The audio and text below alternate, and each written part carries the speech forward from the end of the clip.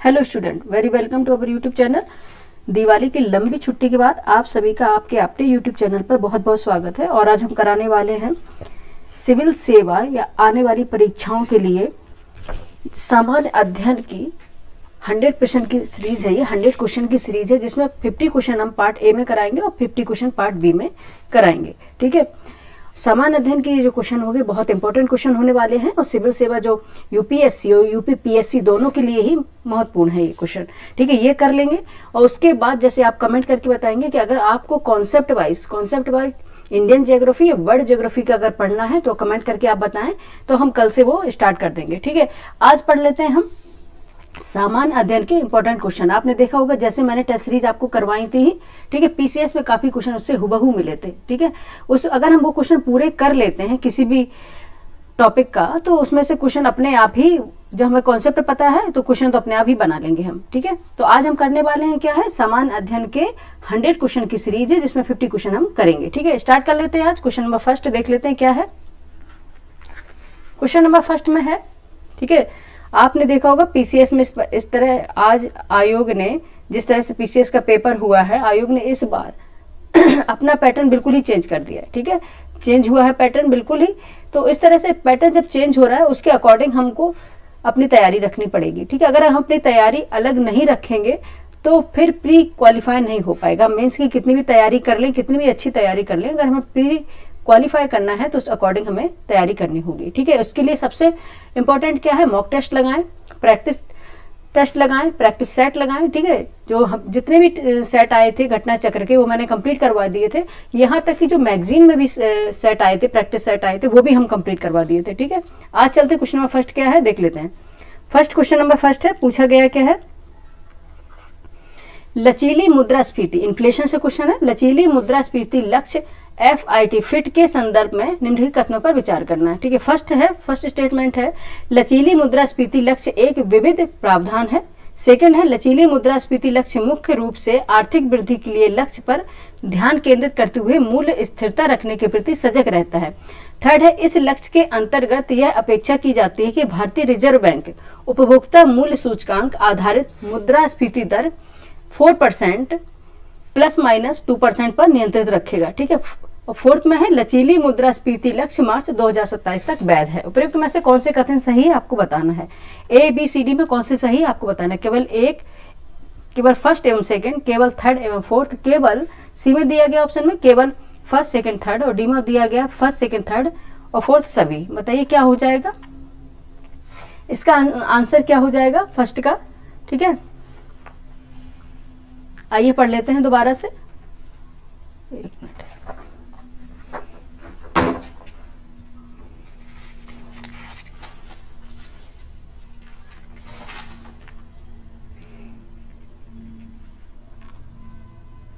ठीक है, सबसे पहले आपसे अगर कोई पूछ ले कि इन्फ्लेशन क्या होता है, ठीक है, मुद्रास्फीति क्या होता है, तो बच्चों बताएंगे कि अगर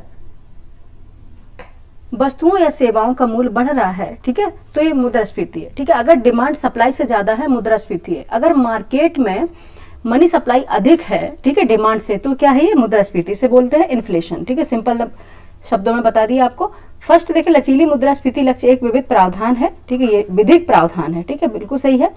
सेकंड है, लचीली मुद्रास्फीति लक्ष्य मुख्य रूप से आर्थिक वृद्धि के लक्ष्य पर ध्यान केंद्रित करते हुए मूल्य स्थिरता रखने के प्रति सजग रखता है। ये भी सही है। थर्ड है, इस लक्ष्य के अंतर्गत यह अपेक्षा की जाती है कि भारतीय रिजर्व बैंक RBI उपभोक्ता मूल्य सूचकांक आधारित मुद्रास्फीति दर 4% यानी कि 4% तक रखेगा, ±2% पर नियंत्रित रखने का कंट्रोल करने की कोशिश करता है RBI। ठीक है, क्या लक्ष्य रहता है, ±2% पर नियंत्रित रखेगा। ठीक है, 4% से ज्यादा मुद्रास्फीति नहीं जाएगी। ठीक है, तो फर्स्ट सेकंड थर्ड ये तीनों ही सही है आंसर। फोर्थ है, लचीली मुद्रास्फीति लक्ष्य मार्च 2027 तक वैध है, ये गलत है। क्यों, कब तक है, ये है 31 मार्च 2026 तक लागू है। ठीक है, 31 मार्च 2026 तक लागू है। ठीक है, इस तरह से पीसीएस का पेपर आया था उसमें पूछे गए थे। ठीक है, कब तक है, 2026 तक लागू है। ठीक है, तो ये वाला ये गलत हो गया, फिर हमारा क्या ऑप्शन सही निकलेगा। ठीक है। एलिमिनेशन प्रोसेस बहुत अभी काम आया था पीसीएस में, ठीक है। एलिमिनेशन प्रोसेस से बहुत ज्यादा क्वेश्चन बने हुए थे, ठीक है। तो सबसे पहले हम देख लेते हैं हमारा गलत क्या हो गया, फोर्थ गलत हो गया, तो फोर्थ ये अपने आप ही हट जाएगा, ठीक है। ये भी हट गया क्योंकि इसमें सभी दिया गया है, फर्स्ट सेकंड होगा नहीं, ठीक है। फर्स्ट सेकंड होगा क्योंकि ये थर्ड सही है, तो ऑप्शन क्या हो जाएगा, सी राइट आंसर आ जाएगा, ठीक है। एलिमिनेशन प्रोसेस अगर हम यूज करते हैं तो बहुत हद तक हमारे क्वेश्चन सही होने की संभावना रहती है, ठीक है। नेक्स्ट चलते हैं, क्वेश्चन नंबर सेकंड देखते हैं क्या पूछा है, ठीक है। क्वेश्चन नंबर सेकंड है, एक्चुअली बच्चे आप पूरी अगर 50 क्वेश्चन करा रहे हैं तो लास्ट तक 50 क्वेश्चन तक बने रहिएगा, ठीक है। आपको लगेंगे क्वेश्चन बहुत बड़े हैं, लेंथी है, लेकिन जो आयोग जिस तरह से पैटर्न चेंज कर रहा है तो आपको उस तरह से तैयार होना पड़ेगा यूपीएससी के लिए, ठीक है। आने वाली जो एग्जाम है यूपीएससी के लिए और यूपीपीसीएस के लिए, दोनों के लिए ये क्लास बहुत ही इंपॉर्टेंट है। और ये 100 क्वेश्चन की सीरीज है और 50 क्वेश्चन आज हम करा रहे हैं और 50 क्वेश्चन की श्रृंखला जो हम कल कराएंगे, ठीक है। उसके बाद हम कॉन्सेप्ट आधारित अपनी क्लास लेना स्टार्ट कर देंगे, ठीक है। अब देख लेते पढ़ लेते हैं क्वेश्चन नंबर सेकंड में, भारत में वस्तु एवं सेवा कर के संदर्भ में निम्नलिखित कथनों पर विचार कीजिए। फर्स्ट है, वस्तु एवं सेवा कर परिषद एक संवैधानिक निकाय तो है लेकिन सांविधिक निकाय नहीं है, ठीक है। ये इसमें स्टेटमेंट में दिया गया है। सेकंड स्टेटमेंट में दिया गया, वस्तु एवं सेवा कर परिषद के अध्यक्ष का चुनाव सदस्यों के बीच से ही बहुमत के आधार पर 1 वर्ष की अवधि के लिए किया जाता है। थर्ड में दिया गया, थर्ड स्टेटमेंट में क्या दिया गया, वस्तु एवं सेवा कर 2.0 सुधारों में 40% की एक विशेष दर निर्धारित की गई है। और फोर्थ स्टेटमेंट में वस्तु एवं सेवा कर परिषद के निर्णय उसके द्वारा निर्धारित तिथि से केंद्र सरकार तथा सभी राज्य सरकारों यानी केंद्र शासित प्रदेशों की सरकारों के लिए बाध्यकारी है। उपयुक्त में से कौन से कथन सही है आपको बताने, कथन कौन से सही हो जाएंगे। ऑप्शन ए में है केवल 1 और 2 है, ऑप्शन बी में है 3 और 4 है, ऑप्शन सी में केवल 1 और 3 है और डी में केवल 2 और 3 है। बताइए कौन कौन से इसमें स्टेटमेंट सही हो जाएंगे, ठीक है। कौन कौन से इसमें स्टेटमेंट सही हो जाएंगे, आइए देख लेते हैं इसमें, ठीक है। इसको दोबारा से हम पढ़ लेंगे और फिर देखेंगे कौन कौन से स्टेटमेंट इसमें सही होंगे, ठीक है। वस्तु एवं सेवा कर परिषद एक संवैधानिक निकाय है, इसमें लिखा है निकाय तो है लेकिन सांविधिक निकाय नहीं है, ये गलत हो जाएगा, ठीक है। क्यों गलत हो जाएगा, क्योंकि हम देखेंगे भारतीय संविधान के अनुच्छेद 279A, ठीक है, 279A, ठीक है। अकॉर्डिंग 279A कौन सा अमेंडमेंट है इसमें, 101, ठीक है, 101 अमेंडमेंट एक्ट 101 में संविधान संशोधन जो जोड़ा गया था उसके तहत देखेंगे जो गठित वस्तु एवं सेवा कर परिषद, ठीक है। इसमें क्या है, जब इसमें जोड़ा गया तो ऑब्वियस बात है कि ये क्या हो गया, सांविधिक निकाय हो गया, ठीक है, संवैधानिक निकाय हो गया, जिसके अध्यक्ष केंद्रीय वित्त मंत्री होते हैं, जो पदेन अध्यक्ष होते हैं, ठीक है। क्या होते हैं, पदेन अध्यक्ष होते हैं। कौन होते हैं, केंद्रीय वित्त मंत्री होते हैं। इसमें ये बताया गया, ये भी गलत हो जाएगा, तो इसलिए ठीक है ये भी गलत हो गया क्योंकि इसके जो अध्यक्ष होंगे केंद्रीय वित्त मंत्री होंगे। ये दोबारा से हम क्यों बता रहे हैं, क्योंकि इस क्वेश्चन ऐसे पूछे जाते हैं, ठीक है। अध्यक्ष केंद्रीय वित्त मंत्री हो गए और क्या हो गए, ये भी कई बार क्वेश्चन स्टेटमेंट में आ जाए कि इन्हें निर्वाचित किए जाते हैं, क्या ये पदेन होते हैं, याद रखना क्या पदेन होते हैं, ठीक है। तो ये इसलिए गलत हो गया और थर्ड और फोर्थ स्टेटमेंट सही हो गया, ठीक है। तो आंसर अपना निकल के क्या आ गया, आंसर आ गया केवल 3 और 4, third and fourth. Option B इसका राइट आंसर हो गया, ठीक है। ऑप्शन बी इसका राइट आंसर हो गया। ओके, एक मिनट बच्चे, डी लिख रहे हैं हम, ठीक है। ऑप्शन बी इसका राइट आंसर हो गया, यहाँ पे हमने लिखा था आपका, ठीक है, कंप्लीट हो गया, ठीक है। नेक्स्ट चलते हैं क्वेश्चन नंबर 3 पर, ठीक है। स्क्रॉल करेंगे, इसके ऊपर ही होगा इसका, ठीक है। एक्चुअली आपको दिक्कत ना हो आप लोगों को, क्योंकि आप लोग मोबाइल में भी इसे देखते हैं इसलिए जूम कर दिया है, ठीक है। क्वेश्चन नंबर 3 है, राष्ट्रीय औद्योगिक वर्गीकरण के संदर्भ में निम्नलिखित में से कौन सा कथन सही है, आपको बताना है। फर्स्ट है, यह राष्ट्रीय सांख्यिकी कार्यालय NSO द्वारा विकसित एक मानकीकृत अंकीय प्रणाली है जो विभिन्न उद्योगों की गतिविधियों का वर्गीकरण करती है। सेकंड है, राष्ट्रीय औद्योगिक वर्गीकरण पहली बार 1962 में तैयार किया गया, जिसे 1970, 1987, 1998, 2004 तथा 2008 में संशोधित किया गया। थर्ड है, राष्ट्रीय सांख्यिकी कार्यालय ने राष्ट्रीय औद्योगिक वर्गीकरण निक 2025 का मसौदा जारी किया। उपयुक्त में से कितने कथन सही हैं आपको बताना है। अब इसमें पूछा गया कितने कथन सही है, यूपीएससी में पूछते हैं ये सेम, ठीक है। ऑप्शन ए केवल 1 है, ऑप्शन बी केवल 2 है, ऑप्शन सी सभी 3 है, ऑप्शन डी इसमें से कोई नहीं है। आंसर बताइए क्या हो जाएगा, आंसर बताइए इसमें क्या हो जाएगा, ठीक है। ठीक है, इसमें है राष्ट्रीय सांख्यिकी कार्यालय NSO, ठीक है, राष्ट्रीय सांख्यिकी कार्यालय से क्या बोलते हैं NSO द्वारा विकसित एवं मानकीकृत अंकीय प्रणाली है, ठीक है, जो विभिन्न उद्योगों की गतिविधियों का वर्गीकरण करती है, ठीक है, ठीक है, ये बिल्कुल सही है स्टेटमेंट। सेकंड स्टेटमेंट है राष्ट्रीय औद्योगिक वर्गीकरण पहली बार 1962 में तैयार किया गया और 1970, 1987, 1998, 2004, 2008 में संशोधित किया गया, ये भी सही है। थर्ड है राष्ट्रीय सांख्यिकी कार्यालय ने राष्ट्रीय औद्योगिक वर्गीकरण निक 2025 का मसौदा जारी किया, ये भी थर्ड है, ठीक है। ये तीनों ही स्टेटमेंट सही हैं। तो इसमें पूछा गया कितने कथन सही, यहाँ पे जरूर देख लेना बच्चे कि क्या क्या पूछ रहे हैं, कथन सही पूछ रहे हैं या गलत पूछ रहे हैं, ठीक है। तो क्या हो जाएगा, सभी तीन जो कथन हैं तीनों ही सही हैं, ऑप्शन सी इसका राइट आंसर हो जाएगा, ठीक है। जो तीन कथन दिए गए, तो तीन स्टेटमेंट दिए गए हैं, तीनों ही सही हैं, ठीक, ठीक है। नेक्स्ट चलेंगे क्वेश्चन नंबर फोर्थ है। क्वेश्चन नंबर फोर्थ क्या है, नीचे दी गई सूची फर्स्ट विकास बैंक तथा सूची सेकंड स्थापना की तिथि दी गई है, ठीक है। विचार कीजिए तथा नीचे दिए विकल्पों में से सही विकल्प को आपको चुनना है, ठीक है। आइए सुमेलित कर लेना है, सुमेलित करने के बाद आंसर इसका निकलेगा, ठीक, उसके बाद हम बता पाएंगे कि इसका क्या आंसर होता है, ठीक है। सबसे पहले देखेंगे, एक तरफ सूची फर्स्ट है, एक तरफ सूची सेकंड है। सूची फर्स्ट में दिया गया भारतीय लघु उद्योग विकास बैंक यानी सिडबी, ठीक है। ऑप्शन बी में दिया राष्ट्रीय कृषि एवं ग्रामीण विकास बैंक नाबार्ड। ऑप्शन सी में दिया गया राष्ट्रीय आवास बैंक। ऑप्शन डी में दिया है राष्ट्रीय अधोरचना वित्तीयन एवं विकास बैंक NAFD। तो आपको बताना इनका स्थापना वर्ष कौन सा है, ठीक है, स्थापना वर्ष कौन सा है, ठीक है। आइए मिला लेते हैं, ठीक है।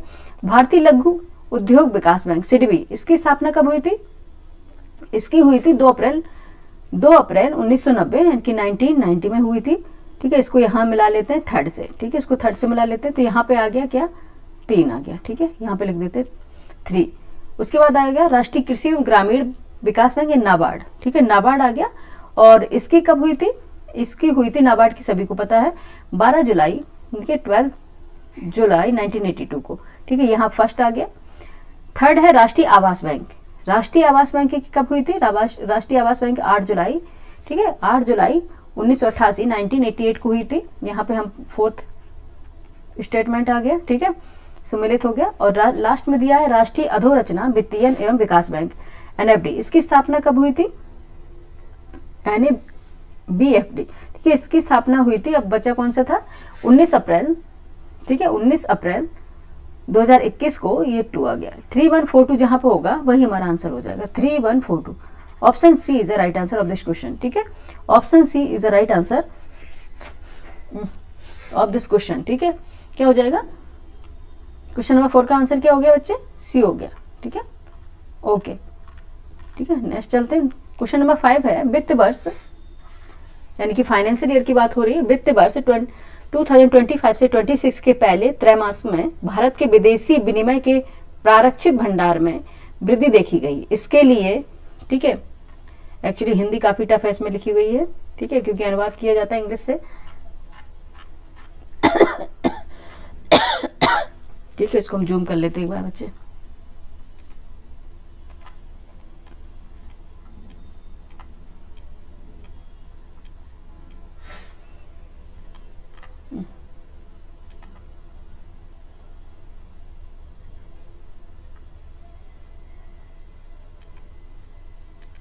ठीक है। निम्नलिखित में से कौन सा मुख्य कारण रूप से उत्तरदायी रहा है, ठीक है। इससे पहले स्क्रॉल करके एक बार दोबारा से आप पढ़ लें।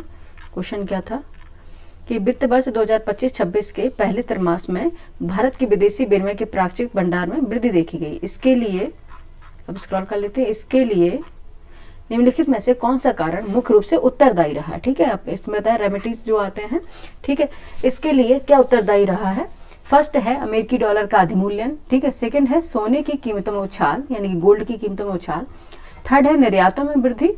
और फोर्थ है भारतीय रिजर्व बैंक द्वारा विदेशी विनिमय की खरीद। सही कूट है बताना आपको ABCD, यानी option A, option B, option C, option D में कौन सा आंसर सही होगा, ठीक है, कौन सा आंसर इसका सही हो जाएगा आपको बताना है, ठीक है, ठीक है। कौन सी क्या देखा गया, रेमिटीज जो है FDI होता है, FDI जब बढ़ता है इसका मुख्य कारण क्या होगा ये पूछा गया है, ठीक है। क्या कारण हुआ, फर्स्ट है अमेरिकी डॉलर का अधिमूल्यन, ठीक है, ये हो गया स्टेटमेंट, सही कूट आपको पहचानना है। और सेकंड हो गई जो सोने की कीमतों में उछाल आ रहा है, अभी सोने के जो गोल्ड प्राइस हैं उनकी कीमतें बढ़ना, ठीक है। अभी देखेंगे अभी गोल्ड की प्राइस डाउन हो रही है, ठीक है, लेकिन अभी जो गोल्ड की प्राइस है ना 1 लाख के ऊपर हो गई थी, ठीक है। तो सोने की कीमतों में उछाल हो गया था, तो ऑप्शन ए राइट आंसर हो जाएगा, ठीक है। Option A is the right answer of this question, ठीक है।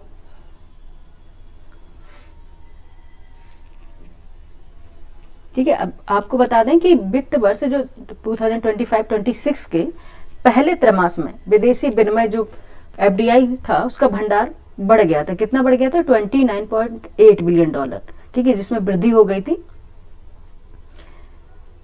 ठीक है। इसलिए किसके कारण हुई थी? इसमें दो जो इसके इम्पैक्ट हैं, अमेरिकी डॉलर का अधमूल्यन से और सोने की कीमतों में उछाल होने से, ठीक है। नेक्स्ट चलते हैं क्वेश्चन नंबर 6 पे, ज्यादा फिर टाइम नहीं लेंगे क्योंकि 50 क्वेश्चन हमें कंप्लीट करवाने होते हैं, ठीक है। देखेंगे कतिपय मूल्य सूचकांकों के आधार वर्ष, ठीक है, कतिपय मूल्य सूचकांकों के आधार वर्ष के संदर्भ में निम्नलिखित में से कौन सा युग्म सही सुमेलित है, ठीक है। फर्स्ट है उपभोक्ता मूल्य सूचकांक औद्योगिक कामगार आधार वर्ष 2016, सेकंड है उपभोक्ता मूल्य सूचकांक कृषि श्रमिक आधार वर्ष 2019, थर्ड है उपभोक्ता मूल्य सूचकांक ग्रामीण श्रमिक आधार वर्ष 2021, और फोर्थ में दिया है थोक मूल्य सूचकांक यानी सीपीआई आधार वर्ष WPI, ठीक है, आधार वर्ष 2022, ठीक है। और सीपीआई होता है,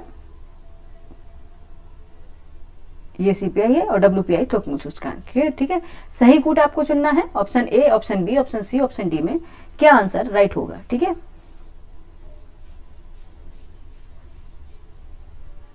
ठीक है, क्या राइट आंसर होगा, ठीक है। फर्स्ट है उपभोक्ता मूल्य सूचकांक औद्योगिक कामगार आधार वर्ष 2016 है, ठीक है, ये सही है। सेकंड है उपभोक्ता मूल्य सूचकांक कृषि श्रमिक आधार वर्ष 2019 है, ये भी सही है। लेकिन इसमें बताया है उपभोक्ता मूल्य सूचकांक ग्रामीण श्रमिक आधार वर्ष 2021 है, वो 2021 न होकर क्या है बच्चे? 2011-12 है, ठीक है। अगर देखेंगे थोक मूल्य जो सूचकांक है बच्चे, ये इसका अगर आधार वर्ष तो सबको पता है, बहुत पहले ही जानते हैं आप लोग। जो थोक मूल्य सूचकांक का आधार वर्ष बनाया गया है वो 2011-12 को बनाया गया, ठीक है। हमेशा जब भी हम कोई बेस बनाते हैं, कोई आधार वर्ष बनाते हैं, तो उस वर्ष को बनाते हैं जिसमें कोई रिसेशन ना आया हो, कोई मंदी ना आई हो, किसी तरह का वित्तीय संकट ना आया हो, उसको हम आधार वर्ष चुनते हैं, ठीक है। तो किसको चुना गया था? 2011-12 को, ठीक है। अगर आपने इकोनॉमिक्स पढ़ी होगी, कॉन्सेप्ट आपको पते होंगे, ठीक है, इसके पता होंगे कि क्या कॉन्सेप्ट होते हैं, ठीक है। बाकी हम आपको पहले ये जो टेस्ट सीरीज लगी है इसमें इकोनॉमिक्स के क्वेश्चन पहले आ गए हैं, ठीक है। और अगर जिसको इंटरेस्ट होगा, उसको अच्छा लग रहा होगा, और जिसको बोरिंग लग रही होगी तो उसको पढ़ना तो पड़ेगा, एटलीस्ट क्वेश्चन तो आएंगे ही, ठीक है। 2011-12, ठीक है। क्या था? थोक मूल्य सूचकांक का आधार वर्ष क्या था? 2011-12 था, तो ये इसलिए गलत होगा, इसमें 2022 दिया गया है, ठीक है। तो हम एलिमिनेशन प्रोसेस अगर यूज करें तो ये गया, ठीक है, ऑप्शन ए गया, ऑप्शन डी भी गया, ठीक है। अब बी सी में हम कंफ्यूज होंगे, ठीक है, क्या होंगे? बी और सी में कंफ्यूज होंगे। अब देख लेते हैं क्या सही इसमें आंसर हो जाएगा।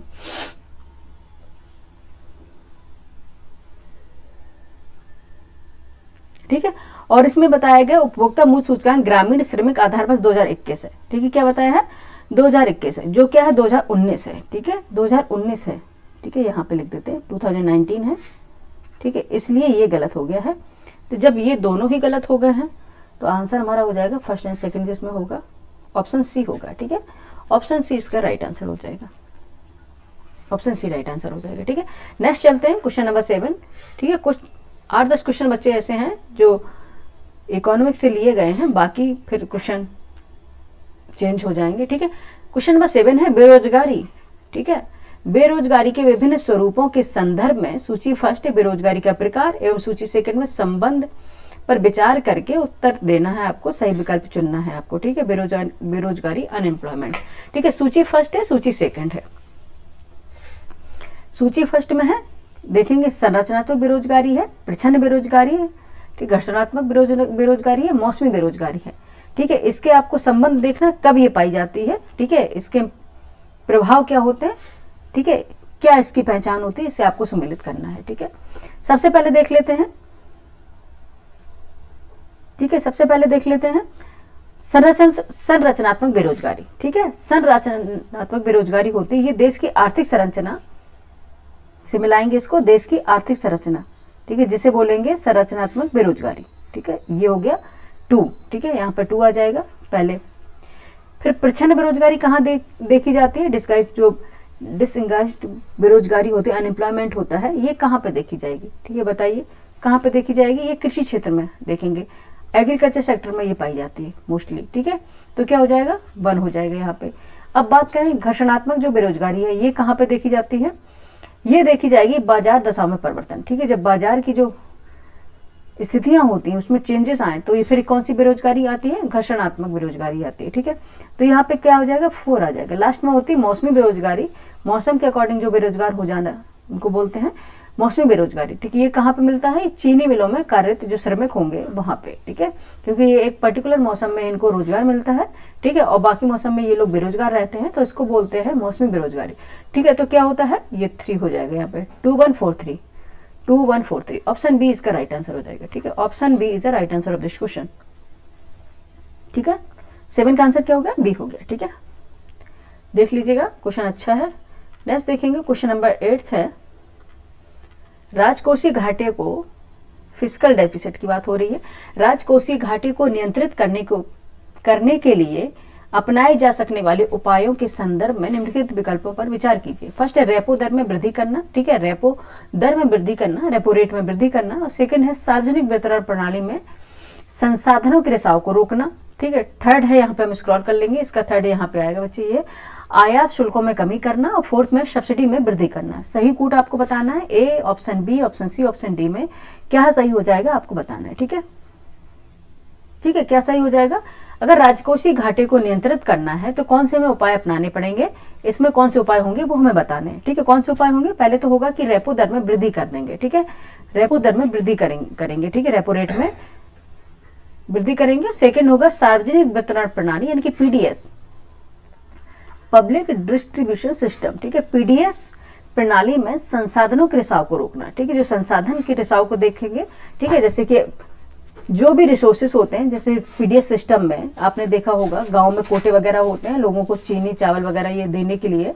ठीक है, लेकिन ये उन तक नहीं पहुंच पाती है। ठीक है, जो जिन तक पहुंचनी चाहिए उन तक नहीं पहुंच पाती है, और इसका बीच में क्या हो जाता है? रिसाव हो जाता है, उनको रोकना। ठीक है, उनको रोकना। तो ये ऑप्शन सेकंड है, ये भी सही है। ठीक है, ये भी सही है। राजकोषीय घाटे को अगर आपको कंट्रोल करना है तो ये सही है। और आयात शुल्कों में कमी करना नहीं। ठीक है, ये तो गलत हो जाएगा। सब्सिडी में वृद्धि करना, ये भी गलत हो जाएगा। तो ऑप्शन क्या हो जाएगा? First second. ऑप्शन होगा फर्स्ट सेकंड, ऑप्शन ए इसका राइट आंसर हो जाएगा। ठीक है, क्वेश्चन नंबर 8 का आंसर क्या हो जाएगा? ए हो जाएगा। ठीक है, अगर हम देखेंगे आयात शुल्कों में कमी कर रहे हैं। ठीक है, आयात शुल्कों में कमी करने तथा सब्सिडी में वृद्धि करने से राजकोषीय घाटा कम नहीं होगा। ठीक है, क्योंकि इसमें बढ़ाना पड़ेगा। ठीक है, सब्सिडी में क्या होगा? आयात शुल्कों में बढ़ाएंगे, सब्सिडी में वृद्धि करने से नहीं होगा, सब्सिडी कम करेंगे। ठीक है, तो आंसर क्या हो जाएगा? ऑप्शन ए राइट आंसर हो जाएगा। नेक्स्ट चलेंगे क्वेश्चन नंबर 9 पे।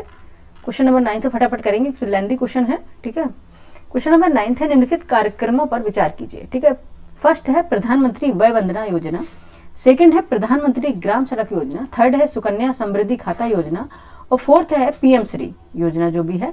प्रारंभ होने की तिथि के बढ़ते क्रम में इन योजनाओं का सही क्रम करें। ठीक है, ये क्वेश्चन पीसीएस में इस बार पूछे गए थे। ठीक है, लेकिन अगर आपको सभी योजनाएं पता है तभी आप इसको असेंडिंग डिसेंडिंग ऑर्डर में बना सकते हैं। ठीक है, इसलिए इसका एक ही है कि आप इसे रट नहीं सकते कभी भी। जितने आप मॉक टेस्ट लगाएंगे, प्रैक्टिस सेट लगाएंगे, तो काफी योजनाएं यूं ही अपने आप ही आपको रिवाइज होती रहेंगी, और इस तरह से आप क्वेश्चन को 2-3-4 योजनाएं आ जाएंगी इसमें, तो आप क्वेश्चन कर ले जाएंगे। ठीक है, option A, option B, option C, option D में से कौन सा सही होगा? आइए देख लेते हैं क्वेश्चन नंबर 9 का। प्रधानमंत्री वय वंदना योजना, ठीक है, ये कब आई थी? 31 दिसंबर 2016 को। ठीक है, कब आई थी? 31 दिसंबर 2016 दिसंबर, यहाँ हम इसको डेक लिख दे रहे हैं। ठीक है, शॉर्ट में, और 2016 को आई थी। ठीक है, ये प्रधानमंत्री वय वंदना योजना। ठीक है, और वहीं बात करें प्रधानमंत्री ग्राम सड़क योजना की। ठीक है, तो ये आई थी 25 दिसंबर 2000 को आई थी। 25, क्योंकि ये डेट हम इसलिए मेंशन कर रहे हैं क्योंकि डेट भी पूछ लेते हैं कई बार। ठीक है, 25 दिसंबर, ये ऐसा अभी जस्ट पीसीएस में हुआ था। ठीक है, एक ही मंथ में सारी योजनाएं को पूछा गया था, लेकिन वो बिल्कुल क्लियर होना चाहिए तभी ये क्वेश्चन बन पाएगा। 25 दिसंबर 2000 को आई थी ये। ठीक है, प्रधानमंत्री ग्राम सड़क योजना। ठीक है, अब बात करें सुकन्या समृद्धि खाता योजना। सुकन्या समृद्धि खाता योजना ये 22 जनवरी 2015 को आई थी। ठीक है, 22 जनवरी यहाँ पे लिखेंगे हम, ठीक है, क्योंकि एक्चुअली हमारे पास जगह भी नहीं है इसमें, ठीक है। 22 जनवरी, कुछ चीज़ें आप खुद से नोट कर लिया करें, ठीक है, अगर हम बोल रहे हैं उसे नोट कर लें। 22 जनवरी कब आई थी? 2015 को, ठीक है, 2015 को आई थी। लास्ट में बची है पीएम श्री, ये आई थी 7 सितंबर 2022 को, ठीक है, लास्ट में आई थी भी 7 सितंबर 2022 को, ठीक है। एक्चुअली इसको हम शॉर्ट में लिख रहे हैं क्योंकि जगह नहीं है इसमें, ठीक है। 7 सितंबर 2022 को आई थी, ठीक है। अब इसको हम अरेंज कर लेते हैं। सबसे पहले कौन सी होगी? सबसे पहले होगी जो 2000 में आई थी, प्रधानमंत्री ग्राम सड़क योजना, ठीक है, प्रधानमंत्री ग्राम सड़क योजना, तो इससे ही हमारा निकल आया ऑप्शन बी, ठीक है। उसके बाद है कौन सी है? उसके बाद सुकन्या समृद्धि खाता योजना, उसके बाद है प्रधानमंत्री वय वंदना योजना, उसके बाद लास्ट में कौन आएगी? लास्ट में आएगी पीएम श्री योजना जो है, ठीक है। ऑप्शन बी इसका राइट आंसर हो जाएगा, ठीक है। असेंडेड डिसेंडेड ऑर्डर इसको हमें मिलाना होता है योजनाओं का, ठीक है। जब ये हम अटेंड करेंगे इस क्वेश्चन को, ठीक है, तो अगर हमें सारे योजनाएं क्लियर हैं तभी आंसर इसका सही निकल पाएगा, ठीक है। क्वेश्चन नंबर देखेंगे 9th का आ गया option B. Question number 10th देखें, बढ़ेंगे धीरे धीरे क्वेश्चन अब शॉर्ट होते जाएंगे, ठीक है। काफी लेंथी क्वेश्चन है, पहले जैसे कि पैटर्न पे चलते हैं, क्योंकि पहले कठिन क्वेश्चन ही होते हैं, फिर बाद में इजी क्वेश्चन रखते हैं आयोग। अटल नवोन्मेष मिशन स्थापित किया गया है, ठीक है। क्वेश्चन नंबर 10th है, अटल नवोन्मेष मिशन स्थापित किया गया है। ऑप्शन ए नीति आयोग में, ऑप्शन बी कौशल विकास एवं उद्यमिता मंत्रालय में, ऑप्शन सी विज्ञान एवं प्रौद्योगिकी विभाग में, ऑप्शन डी पृथ्वी मंत्रालय में। कहाँ पे किया गया है?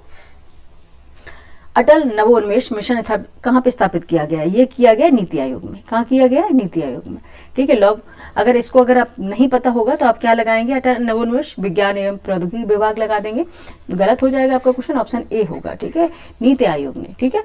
नेक्स्ट चलेंगे, सिंपल सा क्वेश्चन था, मैंने कहा था आप क्वेश्चन धीरे धीरे आएंगे, जिससे आप कभी लेंथी क्वेश्चन भी होते हैं और कभी शॉर्ट भी क्वेश्चन होते हैं। क्वेश्चन नंबर 11 है, विदेशी व्यापार नीति के संदर्भ में निम्नलिखित कथनों पर विचार करना है, ठीक है। फर्स्ट स्टेटमेंट दिया गया, विदेशी व्यापार नीति बनाने तथा अधिकृत राज्यपत्र में अधिसूचित करने का कार्य केंद्र सरकार द्वारा किया जाता है। सेकेंड स्टेटमेंट है, विदेशी व्यापार नीति का क्रियान्वयन विदेशी व्यापार महानिदेशालय द्वारा किया जाता है।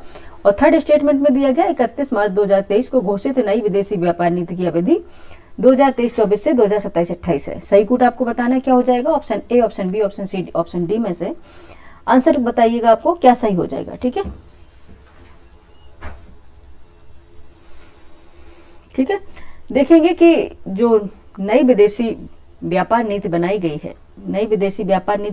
है, 31 मार्च 2023 को ये घोषित नई विदेशी व्यापार नीति की कोई निश्चित क्रियान्वयन अवधि नहीं है, ठीक है, कोई निश्चित क्रियान्वयन की अवधि नहीं है, ठीक है। तो आंसर आपका क्या हो जाएगा? ये गलत हो गया क्योंकि इसकी कोई अवधि नहीं है, कोई सीमा नहीं है, तो फर्स्ट और सेकंड इसका सही हो जाएगा। थर्ड हम इसको एलिमिनेशन प्रोसेस से भी करेंगे तो भी हमारा आंसर सही होगा। सभी होगा नहीं, थर्ड है ही नहीं, ठीक है, थर्ड होगा ही नहीं, सभी होगा नहीं, तो कौन सा होगा? फर्स्ट और सेकंड सही हो जाएगा, ठीक है, first and second. Option A इसका राइट आंसर हो जाएगा, ठीक है, ऑप्शन ए राइट आंसर हो जाएगा।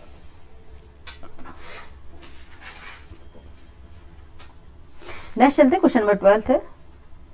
क्वेश्चन नंबर 12 पे देखेंगे क्या पूछा गया है, ठीक है। भारतीय अर्थव्यवस्था के संदर्भ में निम्नलिखित कथनों पर विचार करना है, ठीक है।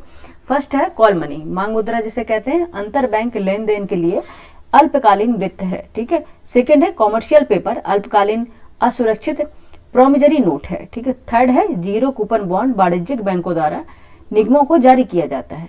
ये तीन स्टेटमेंट आपने पढ़ ली अच्छे से, ठीक है। अब आप चलते हैं इसके कूट पर,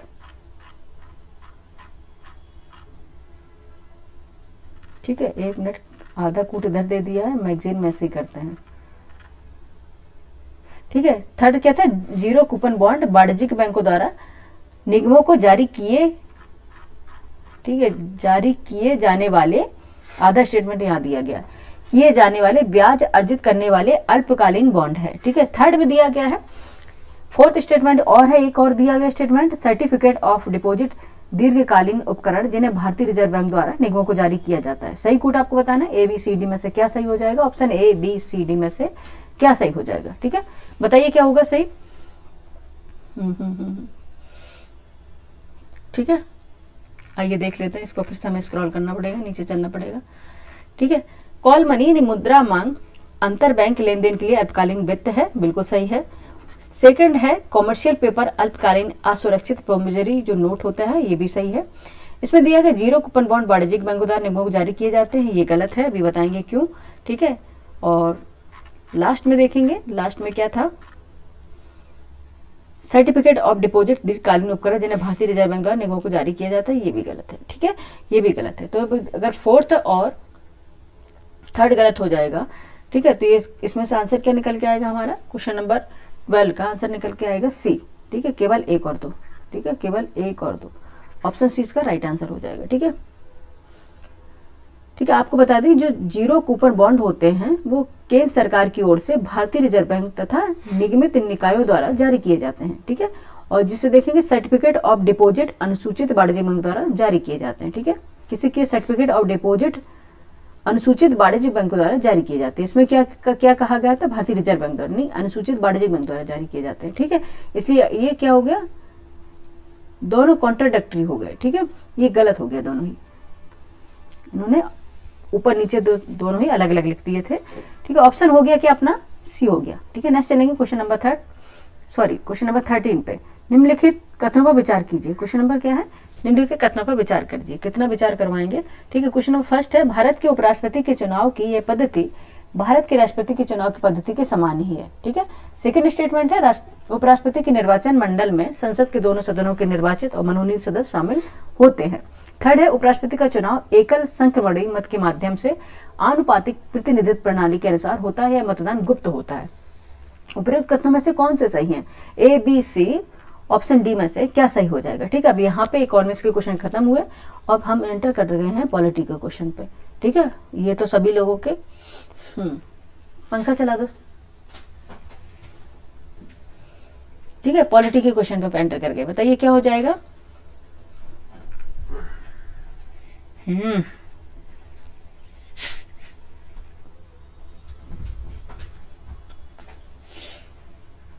ठीक है, देखेंगे भारत के उपराष्ट्रपति के चुनाव की जो पद्धति होती है वो राष्ट्रपति की पद्धति के समान ही है, बिल्कुल सही है, ठीक है।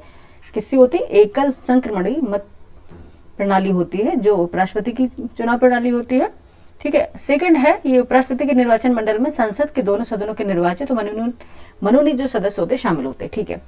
उपराष्ट्रपति के चुनाव में होते हैं लेकिन राष्ट्रपति के चुनाव में मनोनीत जो सदस्य होते हैं वो शामिल नहीं होते हैं, ठीक है। लेकिन उपराष्ट्रपति में संसद के यानी कि राज्यसभा और लोकसभा के सदस्य भी होते हैं और जो मनोनीत नॉमिनेटेड जो मेंबर्स होते हैं वो भी शामिल होते हैं, ठीक है। तो ये सेकंड स्टेटमेंट सही हो गया।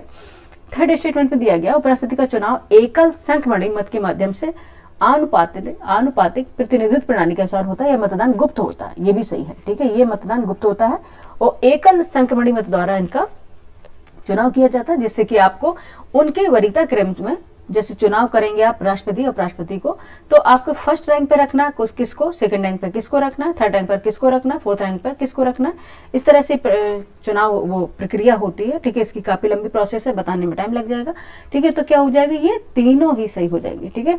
फर्स्ट सेकंड थर्ड तीनों ही सही हो जाएंगे। आंसर आपका क्या निकल के आएगा, डी आएगा, ठीक है। ऑप्शन डी इसका आंसर निकल के आएगा। 13 का क्या हो गया, सिंपल सा क्वेश्चन था, 13 का आंसर हो जाएगा डी, ठीक है। आपको कुछ जानकारी बता दें कि आपको पता भी होगा उपराष्ट्रपति का भी चुनाव हुआ था, तो इससे संबंधित काफी क्वेश्चन पूछे भी जा रहे हैं। उपराष्ट्रपति का जो चुनाव है जनता द्वारा यानी कि प्रत्यक्ष रूप से नहीं बल्कि अप्रत्यक्ष रूप से किया जाता है। अगर आपसे पूछे कि डायरेक्ट होता है, नहीं, इनडायरेक्ट होता है, ठीक है। आप कभी देखा है, आप कभी गए हैं उपराष्ट्रपति के चुनाव में, नहीं गए ना, तो क्या होता है, ये इनडायरेक्ट होता है, ठीक है। डायरेक्ट चुनाव नहीं होता है कभी भी, ठीक है। आपने देखा होगा प्रधानमंत्री के जो चुनाव होते हैं जिसे बोलते हैं लोकसभा इलेक्शन, वो डायरेक्ट होता है, ठीक है।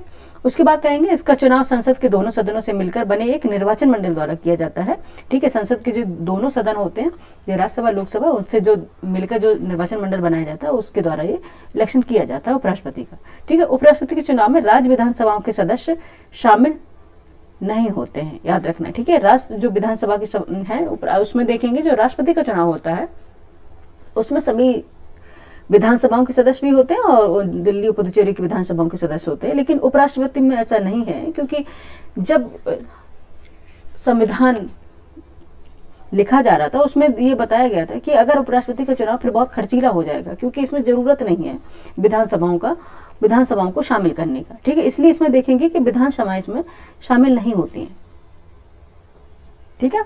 और लेकिन यही बात अगर उपराष्ट्रपति की बात बोल दी जाए, आपसे पूछ ली जाए, तो राष्ट्रपति के चुनाव में राज्य विधानसभाओं के सदस्य शामिल होते हैं, ठीक है। तो क्या हो जाएगा, ये आंसर तो ये भी सही हो जाएगा, ठीक है। ये एक्स्ट्रा जो जानकारी आपको बता दी, कई बार इस तरह से क्वेश्चन पूछ भी लिए जाते हैं। ऑप्शन डी राइट आंसर हो गया, ठीक है। नेक्स्ट चलेंगे, क्वेश्चन नंबर 14 है, निम्नलिखित कथनों पर विचार कीजिए, ठीक है। निम्नलिखित कथनों पर विचार कीजिए।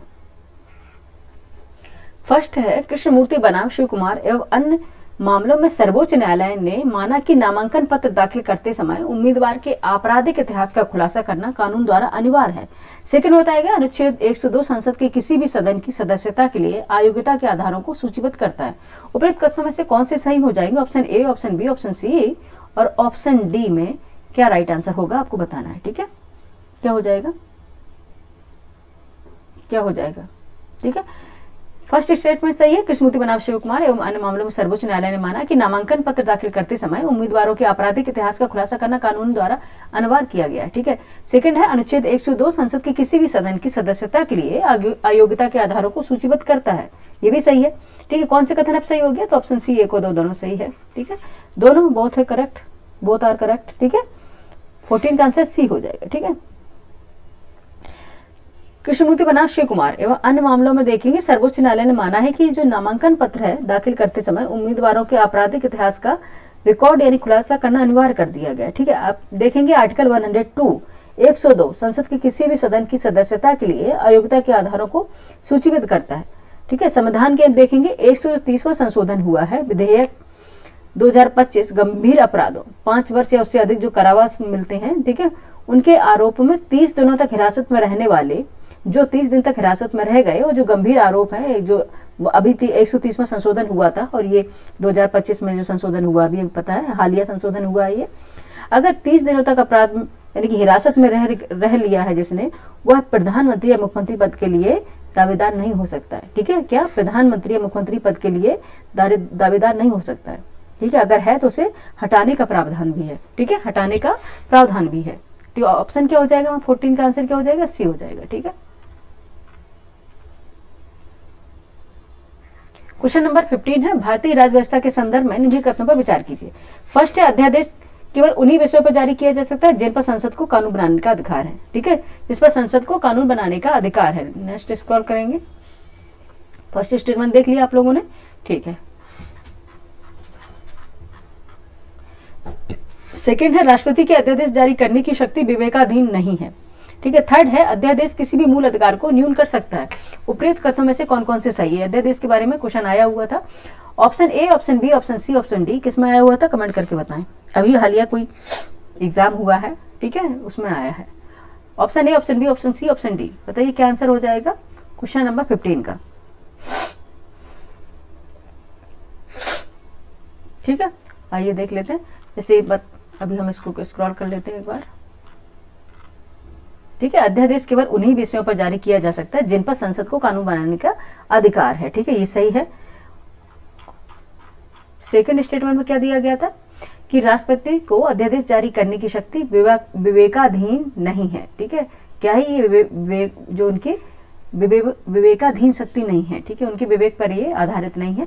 थर्ड है, अध्यादेश किसी भी मूल अधिकार को न्यून कर सकता है, ठीक है, ये भी सही है कि अगर अध्यादेश लाके किसी भी मूल अधिकार को न्यून कर सकता है, ये भी सही है, ठीक। आंसर क्या हो जाएगा? डी हो जाएगा, ठीक है। ऑप्शन क्या हो जाएगा? डी राइट आंसर हो जाएगा क्वेश्चन नंबर किसका? 15 का,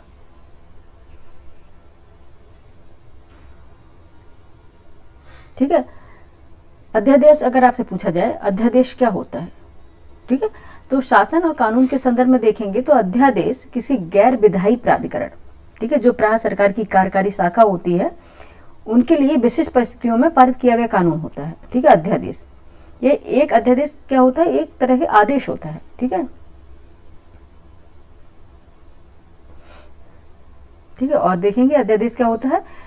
अस्थायी प्रकृति का होता है, ये स्थायी नहीं होता है, टेम्परेरी होता है, ठीक है। 6 मंथ तक ये रहता है, उसके बाद इसका अनुमोदन नहीं किया गया तो अपने आप ये क्या होता है? समाप्त हो जाता है, ठीक है। नेक्स्ट चलते हैं क्वेश्चन नंबर 16 पे। क्वेश्चन नंबर 16 पे चलते हैं। अच्छा, ऑप्शन हमने आपको बता दिया ना, डी। हाँ ठीक है। निम्नलिखित कथनों पर विचार करना। संविधान में सर्वोच्च न्यायालय के न्यायाधीश के रूप में नियुक्ति के लिए न्यूनतम आयु निर्धारित नहीं की गई है। सेकंड स्टेटमेंट है, भारत का राष्ट्रपति अपने आप किसी राज्य विधानमंडल द्वारा पारित विधेयक को भले ही वह संबंधित राज्य के राज्यपाल द्वारा न भेजा गया हो अपने विचार के लिए आरक्षित कर सकता है। उपयुक्त कथनों में से कौन से कथन सही है? Option A, option B, option C, option D. कौन से आंसर इसके सही हो जाएंगे, आइए बताइए। ठीक है, कौन सा आंसर सही हो जाएगा, कौन सा सही है, यही तो पूछा गया है ना। 16 का आंसर बताइए। संविधान में सर्वोच्च न्यायालय के न्यायाधीश के रूप में नियुक्ति के लिए न्यूनतम आयु निर्धारित नहीं की गई, बिल्कुल सही है। न्यूनतम आयु का कोई उल्लेख नहीं है कॉन्स्टिट्यूशन में। ठीक है। सेकंड है, भारत का राष्ट्रपति अपने आप किसी राज्य विधानमंडल द्वारा पारित विधेयक को भले ही वह संबंधित राज्य के राज्यपाल द्वारा ना भेजा गया हो अपने विचार के लिए आरक्षित कर सकता है। कैसे कर सकता है, ये तो है ही नहीं इसमें। ठीक है, राज्यपाल किसी भी विधेयक को राष्ट्रपति के लिए आरक्षित रखता है, ठीक है, तब वो राष्ट्रपति के पास भेजा जाता है। तो सेकंड स्टेटमेंट तो रॉन्ग हो गया। ठीक है, सेकंड स्टेटमेंट रॉन्ग हो गया। ऑप्शन हो जाएगा ए, ऑप्शन ए इसका राइट आंसर हो जाएगा। देखेंगे आर्टिकल 201 यानी कि 201 में कहा गया है कि जब कोई विधेयक राज्यपाल द्वारा राष्ट्रपति के विचार के लिए आरक्षित किया जाता है तो राष्ट्रपति या तो विधेयक पर अनुमति देगा या उस पर अनुमति नहीं देगा। ठीक है, कौन सा आर्टिकल है? 201। ठीक है, 201 में है कि राज्यपाल राष्ट्रपति के लिए विधेयक आरक्षित रखता है। ठीक है, अब ये डिपेंड करता है राष्ट्रपति पर कि वो उस पर अनुमति देगा या फिर नहीं देगा। ठीक है, नेक्स्ट चलेंगे क्वेश्चन नंबर, बाकी इसमें और भी एक्सप्लेनेशन है लेकिन इतना इंपॉर्टेंट नहीं है। नेक्स्ट चलेंगे क्वेश्चन नंबर 17 पे। निम्नलिखित युग्मों पर विचार करना है आपको। क्वेश्चन नंबर 17 है, निम्नलिखित युग्मों पर विचार करना है। भारत के संविधान के किसी अधीन, भारत के संविधान में उपबंध किसके अधीन कथित है, ये आपको बताना है। ठीक है, एक तरफ भारत के संविधान के उपबंध दिए गए, दूसरी तरफ उसके अधीन कथित दिए गए हैं, स्टेटमेंट दिए गए हैं। आइए देख लेते हैं कौन से इसमें सुमेलित होंगे। ठीक है, कौन से इसमें सुमेलित होंगे, कौन से में मैच होंगे। जो मैच होंगे तभी हमारा आंसर निकलेगा। ठीक है, फर्स्ट है, मानव तस्करी और जबरन श्रम पर रोक का प्रावधान क्या मौलिक अधिकार में है? सेकंड में, कृषि और पशुपालन को आधुनिक एवं वैज्ञानिक तरीके से संगठित करने का अधिकार नीति निर्देशक तो डीपीएसपी में है क्या? थर्ड में, हमारी सामरिक संस्कृति की समृद्धि विरासत का महत्व समझना और उनका परिरक्षण करना, ये किसमें है? मूल कर्तव्य एंड फंडामेंटल ड्यूटीज में है। आइए देख लेते हैं किसमें है, अभी हम पूछ रहे हैं आपसे। ठीक है, उपयुक्त युग्म में से किसमें सही सुमेलित है? ठीक है, ऑप्शन ए केवल 1 है, ऑप्शन केवल 2 है, ऑप्शन सी में 3 है और उपयुक्त डी में दिया गया है कोई भी नहीं है। बताइए क्या आंसर हो जाएगा क्वेश्चन नंबर 17 का?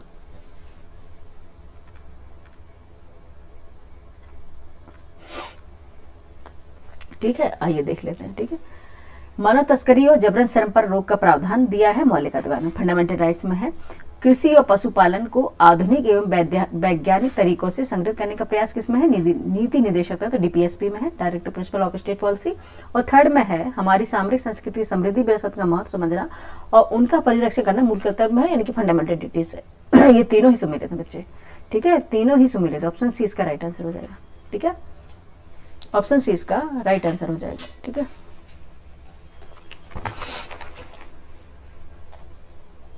ठीक है, देखेंगे कि आर्टिकल 48, ठीक है, आर्टिकल 48 में दिया गया है कि राज्य कृषि और पशुपालन को आधुनिक एवं वैज्ञानिक तरीकों से संगठित करने का प्रयास भारतीय संविधान की नीति निर्देशकों में शामिल किया गया है।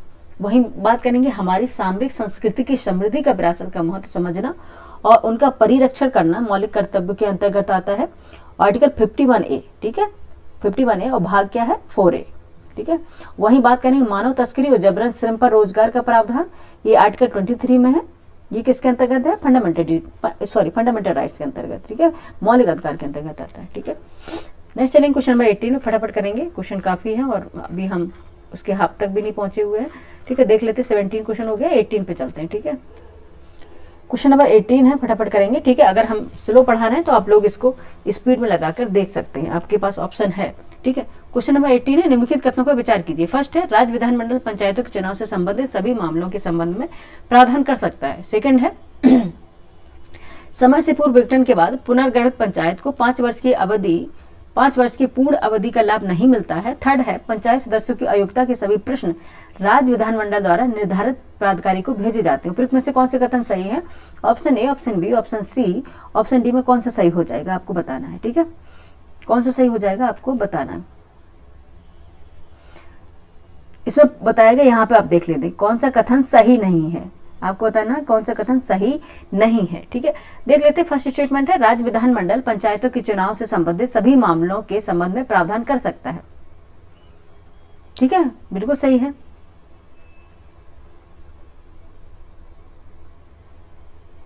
ठीक है, कर सकता है, बिल्कुल सही है। सेकंड स्टेटमेंट में दिया गया है, ठीक है, पंचायत की अवधि है जो समाप्त होने से पूर्व उसके विघटन पर जो गठित पंचायत केवल शेष अवधि तक बनी रहेगी। ठीक है, ठीक है, उसे पूरे 5 वर्ष तक लाभ नहीं मिलता है। आपको पता होना चाहिए कि अगर पंचायत 5 वर्ष के लिए है लेकिन बीच में अगर उसे उसका विघटन हो गया है तो जो विघटित पंचायत है और नई पंचायत जो आएगी उसका जो समय शेष बचा है जब तक ही रहेगी, चाहे वो 4 महीने का समय हो चाहे वो 6 महीने का समय हो। उसके बाद जब नई पंचायत का गठन होगा वो पूरे 5 वर्ष तक रहेगी। ठीक है, तो ये भी स्टेटमेंट सही है। ठीक है, ये भी स्टेटमेंट सही है। थर्ड स्टेटमेंट में पंचायत सदस्यों की अयोग्यता के सभी प्रश्न राज्य विधानमंडल द्वारा निर्धारित प्राधिकारी को भेजे जाते हैं। ठीक है, ये भी सही है। आप देखेंगे 1957 में बलवंतराय मेहता ने त्रिस्तरीय पंचायत प्रणाली की सिफारिश की थी, जिसमें 73वां और 74वां संविधान संशोधन अधिनियम 1992 में पारित किए गए थे, जो 24 अप्रैल 1993 से प्रभावी भी हुए। ठीक है, पंचायत आपने राज्य व्यवस्था तो आपने पढ़ी होगी। ये तीनों ही सही है, तो ऑप्शन हमारा क्या हो जाएगा? उपयुक्त में से कोई नहीं इसमें दिया गया। उपयुक्त से कोई नहीं, क्यों? क्योंकि इसमें पूछा क्या सही नहीं है, इसमें पूछा गया कौन से सही नहीं है। ठीक है, इसमें तो सभी सही है ना, तो ऑप्शन डी राइट आंसर होगा। ठीक है, सभी सही है ना, ऑप्शन डी राइट आंसर होगा, कोई इसमें गलत है ही नहीं। ठीक है, कोई इसमें गलत है नहीं। ये देखना होता है ना, कई बार क्वेश्चन आप क्या पूछ रहे हैं।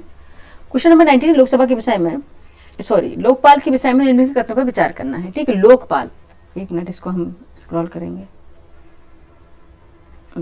लोकपाल के विषय में निम्नलिखित कथनों पर विचार करना है।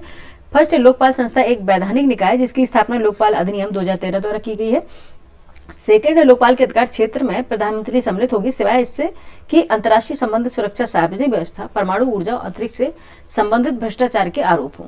ठीक है, थर्ड है, लोकपाल के पास सीबीआई जांच करने तथा उसे निर्देश देने का अधिकार है।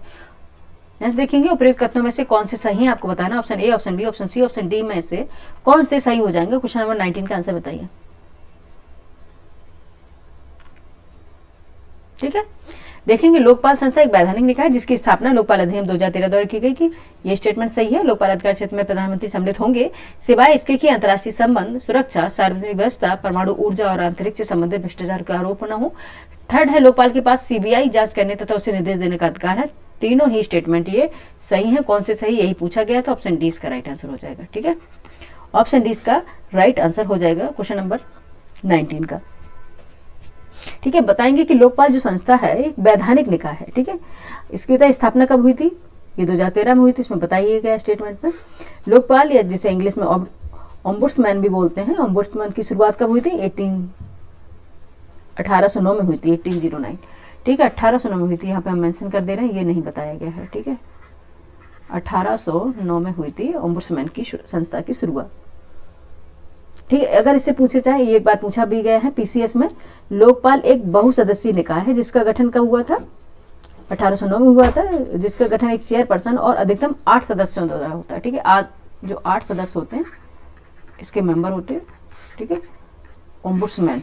ठीक है, ऑप्शन डी राइट आंसर हो जाएगा। ठीक है, 19 का क्या हो गया? डी हो जाएगा। नेक्स्ट चलेंगे क्वेश्चन में 20, फटाफट करेंगे आप क्वेश्चन। निम्नलिखित कथनों पर विचार करना। फर्स्ट है, विपंजीकरण से तात्पर्य एक राजनीतिक दल के पंजीकरण को रद्द करने से है। हालांकि ईसीआई, ठीक है, इलेक्शन कमीशन ऑफ इंडिया के पास पार्टियों को पंजीकृत करने का अधिकार नहीं है। ठीक है, सेकंड स्टेटमेंट दिया गया, जन प्रतिनिधित्व अधिनियम 1951 में कोई प्रावधान किसी राजनीतिक दल की मान्यता रद्द करने की अनुमति नहीं देती है। उपयुक्त कथनों में से कौन सा सही? Option A, option B, option C, option D में से कौन सा सही होगा? क्वेश्चन नंबर 20 का आंसर बताइए फटाफट। ठीक है, क्या हो जाएगा? 1 और 2 दोनों सही है। ठीक है, 1 और 2 दोनों सही है। पूछा क्या गया था पहले, ये तो देखो। सही है। ठीक है, ऑप्शन सी राइट आंसर हो जाएगा। ठीक है, फटाफट चलते हैं। ठीक है, ज़्यादा एक्सप्लेनेशन करा रहे हैं तो बहुत लंबा वीडियो बन जा रहा है। ठीक है, वहीं आपसे पूछा जाए कि विपंजीकरण क्या है, ठीक है, तो क्या आप जवाब देंगे? आप बोलेंगे कि विपंजीकरण से क्या मतलब है? ये राजनीतिक दल होता है, ठीक है, जो पंजीकरण करता है किसका? पार्टी का। ठीक है, ईसीआई के पास पार्टियों को पंजीकृत करने का अधिकार नहीं होता है। ठीक है, किसके पास? ईसीआई के पास नहीं होता है। किसके पास होता है? विपंजीकरण से तात्पर्य एक राजनीतिक दल से है जो पंजीकरण को रद्द करने की, ठीक है, रद्द करते हैं, और जो ईसीआई के पास पार्टियों को रद्द करने का अधिकार नहीं होता है। ठीक है, अगर किसी भी राजनीतिक पार्टी को एक बार समाप्त कर दिया जाए, ठीक है, तो दोबारा से वो इलेक्शन नहीं लड़ सकता। ठीक है, चुनाव नहीं लड़ सकता। अब देखेंगे क्वेश्चन नंबर 21 पे। ठीक है, क्या पूछ रहे हैं? क्वेश्चन नंबर 21 है, निम्नलिखित, सारे ही लेंदी क्वेश्चन है। क्वेश्चन नंबर 21 है, निम्नलिखित कथनों पर विचार करना है। ठीक है, कोई यूपीएससी का पेपर है ये। ठीक है, यूपीएससी और यूपीपीसीएस का पेपर है। ठीक है, तो ये अब लेंदी तो होगा ही, ऑब्वियस बात है। क्वेश्चन नंबर 21 है, निम्नलिखित कथनों पर विचार करना है। कथन एक का स्टेटमेंट दिया गया, फर्स्ट स्टेटमेंट में है, वर्ष 1918 में आए मोंटेग्यू चेम्सफोर्ड रिपोर्ट को राज्यसभा या दूसरे सदन की उत्पत्ति के स्रोत के रूप में देखा जाता है। सेकंड स्टेटमेंट है, इस रिपोर्ट ने एक द्विसदनीय विधायिका यानी कि डायरेक्टरी सिस्टम जिसे बोलते हैं, निचले सदन या केंद्रीय विधानसभा और उच्च सदन या राज्य परिषद की शुरुआत की है। उपरोक्त कथनों में से कौन से कथन सही है आपको बताना। Option A, option B, option C, option D में से क्या सही हो जाएगा। ठीक है, आपने मोंटेग्यू चेम्सफोर्ड जो सुधार आए हैं वो तो पढ़े ही होंगे। ठीक है, अब क्या हो जाएगा आंसर? सिंपल सा है कि जो मोंटेग्यू चेम्सफोर्ड रिपोर्ट आई थी जिसमें देखेंगे राज्यसभा या दूसरे सदन की उत्पत्ति के स्रोत के रूप में देखा जाता है, ये सही है, और कारण इसका, कथन भी सही इसका। ठीक है, तो आंसर क्या हो जाएगा? ए होगा इसका। ठीक, कथन और सेकंड स्टेटमेंट दोनों सही है, तो कथन की व्याख्या भी कर रहा है। ठीक है, ऑप्शन ए राइट आंसर हो जाएगा।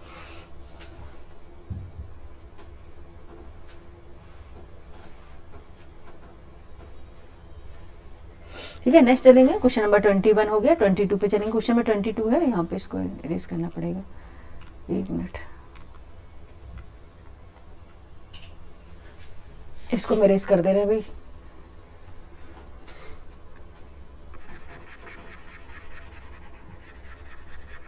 बाकी आप लोगों ने नोट कर ही लिया होगा।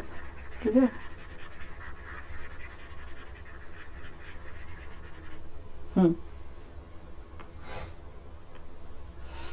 निम्नलिखित कथनों पर विचार करना है, निम्नलिखित युग्मों पर विचार करना है यहाँ पे। ठीक है, एक तरफ राज्य है, दूसरी तरफ उसके वर्णन दिए गए हैं। अरुणाचल प्रदेश है, मणिपुर है, मेघालय है। ठीक है, उपयुक्त युग्म में से कौन से कथन कितने युग्म सुमेलित हैं आपको बताना है। कितने युग्म सुमेलित हैं ये आपको बताना है 22 का। ठीक है, देखेंगे। अरुणाचल प्रदेश ब्रिटिश औपनिवेशिक शासन के दौरान वर्ष 1972 तक इस राज्य को नॉर्थ ईस्ट फ्रंटियर एजेंसी नेफा के रूप में जाना जाता था। ठीक है, मणिपुर है, शुरुआत में इसे पूर्व राज्य का दर्जा दिया गया, बताइए क्या सही है। सेकंड है मेघालय, वर्ष 2025 में इसने 53 वर्षगांठ मनाई अपनी। ठीक है, 53 यानी 53वीं वर्षगांठ मनाई। बताइए उपयुक्त में से कितने सही सुमेलित हैं, कितने सही सुमेलित हो जाएंगे, आंसर बताइए। ठीक है, मणिपुर को शुरुआत में देखेंगे, जो मणिपुर को शुरुआत में पूर्ण राज्य का दर्जा नहीं मिला था, इसे केंद्र शासित प्रदेश का दर्जा दिया गया था। किसका दिया था? केंद्र शासित प्रदेश का दर्जा दिया गया था, तो ये तो गलत ही हो गया। ठीक है, गलत हो गया। और इसे अगर पूर्ण राज्य का दर्जा कब मिला? 21 जनवरी 1972 को पूर्ण राज्य का दर्जा मिल गया इसको, मणिपुर को। ठीक है, और अगर देखेंगे स्वतंत्रता से पहले देखेंगे मणिपुर एक क्या था? रियासत था। ठीक है, क्षेत्र रियासत था मणिपुर। ठीक है, तो ये गलत हो गया, तो आंसर कौन सा? ये सही है, मेघालय का। वर्ष 2025 में 53वीं जो वर्षगांठ मनाई गई है, और इसमें पूछे थे कितने युग में सही है, तो 2 युग में सही होंगे इसके। ठीक है, एक तो गलत हो गया, 2 युग में सही होंगे। ठीक है, ऑप्शन बी राइट आंसर हो गया। ठीक है, ऑप्शन बी इसका राइट आंसर हो जाएगा। ठीक है, ठीक है, नेक्स्ट चलेंगे क्वेश्चन नंबर 23। क्वेश्चन नंबर 23 है, निम्नलिखित युग्मों पर विचार करना है। सहकारी समितियों को संवैधानिक दर्जा कब मिला आपको बताना है। पिछड़ा वर्गों के लिए राष्ट्रीय आयोग को पिछड़े वर्ग होने चाहिए। पिछड़ा क्या होता है? पिछड़े वर्गों के लिए राष्ट्रीय आयोग को संवैधानिक दर्जा कब मिला आपको बताना है। और स्क्रॉल कर लेते हैं, आधा ये पता नहीं क्या ही करते हैं, आधा क्वेश्चन इधर आधा क्वेश्चन इधर। थर्ड है मतदान की आयु। ठीक है, 21वें वर्ष से घटाकर 18 वर्ष कब कर दी गई, ये सब आपको बताना है, सुमेलित करना है। कौन सी युग में इसमें सुमेलित है ये बताना है। Option A, B, C, D में से कौन सा सही होगा ये देख लेते हैं। ठीक है, क्वेश्चन नंबर 23 है, आइए देख लें।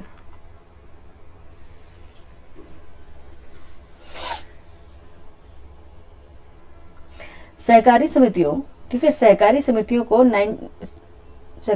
को संवैधानिक दर्जा कब मिला है? सबसे पहले तो ये हम देखेंगे कि ये गलत हो गया, पहले ही स्क्रॉल कर लेते हैं 1 मिनट नीचे। जो मतदान की आयु है 21 वर्ष से घटाकर 18 वर्ष कर दी गई, कब की गई?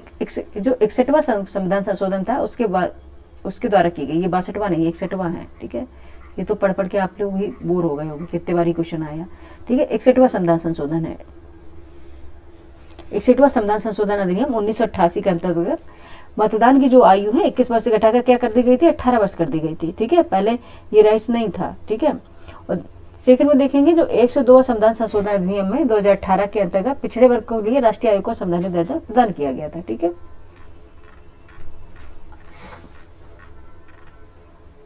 ठीक है, ये देखो पिछड़ा वर्ग दिया गया, पिछड़ा वर्गों के लिए राष्ट्रीय आयोग को संवैधानिक दर्जा कब मिला है? ये 103वां संविधान संशोधन बता रहे हैं, 102 है, ठीक है। 102 संविधान संशोधन है, ठीक है। कौन सा है? 102वां संविधान संशोधन अधिनियम 2018 के अंतर्गत पिछड़े वर्ग जो आयोग है, इसे राष्ट्रीय आयोग को संवैधानिक दर्जा प्रदान किया गया है, ठीक है। तो फिर आंसर क्या हो जाएगा अपना? इसमें क्या पूछा गया था, कितने सुमेलित हैं? केवल एक ही तो होगा। सहकारी समितियों को संवैधानिक दर्जा कब मिला है? 97 जो संविधान संशोधन है उसके द्वारा, ठीक है। आंसर क्या निकल के आएगा इसका? केवल एक, ठीक है। ऑप्शन ए राइट आंसर हो जाएगा, केवल एक, ठीक है। नेक्स्ट चलेंगे क्वेश्चन नंबर 24। निम्नलिखित कथनों पर विचार करना है। उप मंत्रियों को मंत्रालयों या विभागों का स्वतंत्र प्रभार नहीं दिया जाता, ठीक है। सेकंड है कैबिनेट मंत्रियों के निर्णय सभी मंत्रियों के लिए बाध्यकारी होते हैं, भले ही वे इससे असहमत हो, ठीक है। सेकंड है मंत्रिपरिषद और कैबिनेट शब्दों का प्रयोग सामान्यतः एक दूसरे के स्थान पर किया जाता है। सेकंड, फोर्थ है किचन कैबिनेट निर्णय में प्रधानमंत्री को गोपनीयता बनाए रखने की मदद करती है। 24 का आंसर बताइए फटाफट, क्या हो जाएगा 24 का आंसर? ठीक है, option A, option B, option C, option D में क्या हो जाएगा? ठीक है, किचन कैबिनेट आप जानते हैं, ठीक है, जिसमें किसी भी चीज को अगर हमें गोपनीयता बनाए रखना है और फटाफट निर्णय लेना है तो हम उसे किचन कैबिनेट, जिसमें 15 से 20 मंत्रियों या मिनिस्टर्स को रखा जाता है, उसे बोलते हैं किचन कैबिनेट, ठीक है। तो उप मंत्रियों को मंत्रालयों या विभागों का स्वतंत्र प्रभार नहीं दिया जाता, बिल्कुल सही है। कैबिनेट मंत्रियों के निर्णय सभी मंत्रियों के लिए बाध्यकारी होते हैं, भले ही वे इस पर असहमत हो। मंत्रियों और कैबिनेट शब्दों का प्रयोग सामान्यतः एक दूसरे के स्थान पर किया जाता है। और किचन कैबिनेट आपको पता है निर्णय लेने प्रधानमंत्री को गोपनीयता बनाए रखने में मदद करती है, ठीक है। ये सभी सही है, तो प्रयुक्त के में से सभी सही है, ये ऑप्शन डी राइट आंसर हो जाएगा। ऑप्शन डी इसका राइट आंसर हो जाएगा। नेक्स्ट चलेंगे क्वेश्चन नंबर 25, फटाफट करेंगे, अब टाइम नहीं है बच्चे, ठीक है, नहीं तो बहुत लंबा वीडियो हो जाता है। 25 है 71वें राष्ट्रीय पुरस्कारों के संबंध में विचार कीजिए। 71वें राष्ट्रीय पुरस्कारों के संबंध में विचार करना आपको। श्रेणी है, पुरस्कृत व्यक्ति है, फिल्म है। फर्स्ट है सर्वश्रेष्ठ अभिनेत्री का पुरस्कार किसे मिला? रानी मुखर्जी को मिला है क्या? मिसेस चटर्जी वर्सेस नॉर्वे, ये तो सभी को पता है, ठीक है, ये सही है। सेकंड है सर्वश्रेष्ठ सुदीप्तो निर्देशन सेन, सर्वश्रेष्ठ निर्देशन का पुरस्कार किसे मिला? सुदीप्तो सेन को मिला। किसको? सुदीप्तो सेन को मिला है। किसके लिए मिला है? द केरला स्टोरी के लिए मिला है, ठीक है, ये भी सही है। लेकिन यहाँ पे दिया गया सर्वश्रेष्ठ हिंदी फिल्म है, ठीक है, सर्वश्रेष्ठ हिंदी फिल्म इसे 12वीं फेल के लिए नहीं, किसके लिए दिया गया है? ठीक है, किसके लिए दिया गया है? जो 71वें राष्ट्रीय फिल्म पुरस्कार हुए, सर्वश्रेष्ठ हिंदी फिल्म का पुरस्कार किसे दिया गया? कटहल, ठीक है, कटहल को मिला है, कटहल को मिला है, ठीक है, ठीक, कटहल को दिया गया है। और सर्वश्रेष्ठ जो अभिनेता है वो आपको पता है शाहरुख खान और विक्रम मैसी को जवान और 12वीं फेल के लिए दिया गया है, ठीक है। ये बाकी ये सही थे, कौन सा गलत था? कौन सा गलत था? ये थर्ड। तो आंसर के ऊपर में कितनी पंक्तियों में सूचना सही सुमेलित है? 3 में है, ठीक है, केवल 3 में है। ऑप्शन बी राइट आंसर हो जाएगा, ठीक है, ऑप्शन बी इसका राइट आंसर हो जाएगा, ठीक है, बी है इसका राइट आंसर। नेक्स्ट चलेंगे क्वेश्चन नंबर 26 है। खान मंत्रालय ने राष्ट्रीय महत्वपूर्ण खनिज मिशन NCMM के अंतर्गत किन IIT संस्थानों को उत्कृष्टता के केंद्र के रूप में मान्यता दी है? ठीक है, यहाँ पे स्क्रॉल कर लेते हैं, आपने देख लिया होगा क्वेश्चन, ठीक है। फर्स्ट है IIT हैदराबाद, सेकंड है IIT रुड़की, थर्ड है IIT बॉम्बे और फोर्थ है IIT मद्रास। कूट दिए गए हैं आपको, option A, option B, option C, option D में से कौन सा सही हो जाएगा? आंसर देना फटाफट। 26 का आंसर बताइए फटाफट, क्या हो जाएगा? ठीक है, क्या हो जाएगा, IIT हैदराबाद है, IIT रुड़की है और IIT बॉम्बे है, IIT मद्रास नहीं है। ठीक है, केवल 1, 2 और 3। ठीक, ऑप्शन सी इसका राइट आंसर हो जाएगा। 26 का आंसर क्या हो जाएगा, सी। नेक्स्ट चलेंगे क्वेश्चन नंबर 27, फटाफट कर लेंगे। 27 है, अगस्त सितंबर 2025 में भारत आए प्रमुख राष्ट्राध्यक्ष मंत्रियों और अन्य के संबंध में सही है। क्या सही है? फर्स्ट है चीन के विदेश मंत्री लॉरेंस वोंग, सेकंड है सिंगापुर के प्रधानमंत्री वोंग ही, थर्ड है फिजी के प्रधानमंत्री सिटीवेनी राबुका, फोर्थ है फिलिस्तीन के राष्ट्रपति लुइस अरानेता मार्कोस। ठीक है, आपको बताना है ABCD में से ऑप्शन कौन सही है। जो अगस्त सितंबर 2025 में भारत आए, ठीक है, कौन कौन से आए हैं, कौन कौन से इसमें स्टेटमेंट सही हो जाएंगे। 27 का आंसर बताइए फटाफट। कौन थी? फिजी के प्रधानमंत्री सिटीवेनी राबुका। ये अगस्त सितंबर 2025 में भारत आए, प्रमुख राष्ट्राध्यक्ष थे। ठीक है, तो कौन से हो जाएंगे? फिजी के प्रधानमंत्री Sitiveni Rabuka. Option C right answer हो जाएगा, केवल 3। ठीक है, ऑप्शन सी राइट आंसर होगा। ठीक है, देखेंगे 2 से 4 सितंबर 2025 के बीच सिंगापुर के प्रधानमंत्री लॉरेंस वोंग ने भारत की अधिकारी यात्रा की थी। ये कब की थी? सितंबर में की थी। 2 से 4 सितंबर में, इसे अगस्त सितंबर 2025 में भारत आए। ठीक है, मंत्री इनके संबंध में सही है। ठीक है, और देखेंगे कि 18 से 19 अगस्त 2025 के बीच चीन के विदेश मंत्री वोंग यी ने भारत की राजधानी जो है दिल्ली, उसका दौरा किया। और 24 से 26 अगस्त 2025 के दौरान भारत के सुदूर पूर्व में जो दक्षिण प्रशांत महासागर में स्थित जो द्वीप है फिजी, उसके प्रधानमंत्री सिटीवेनी लिगामामादा, ठीक है, क्या नाम है इसका? सिटीवेनी लिगामामादा राबुका ने भारत की यात्रा की थी। ठीक है, ये सही हो जाएगा आंसर इसका। ठीक है, वहीं देखेंगे 4 से 8 अगस्त 2025 को फिलीपींस के राष्ट्रपति फर्डिनेंड रोमुल्डेस मार्कोस ने जूनियर ने भारत की अधिकारी यात्रा की। ठीक है, आंसर क्या हो जाएगा? 27 का सी हो जाएगा, केवल 3rd। ठीक है, नेक्स्ट पेज चलेंगे। इस तरह से यूपीएससी में क्वेश्चन पूछे जाते हैं। ठीक है, किस में पूछे जाते हैं? यूपीएससी में। ठीक है,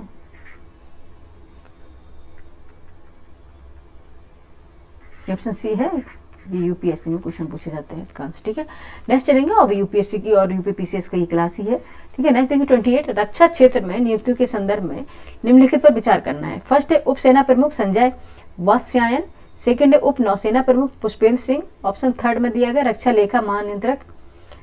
लेखा महानियंत्रक राजकुमार अरोड़ा।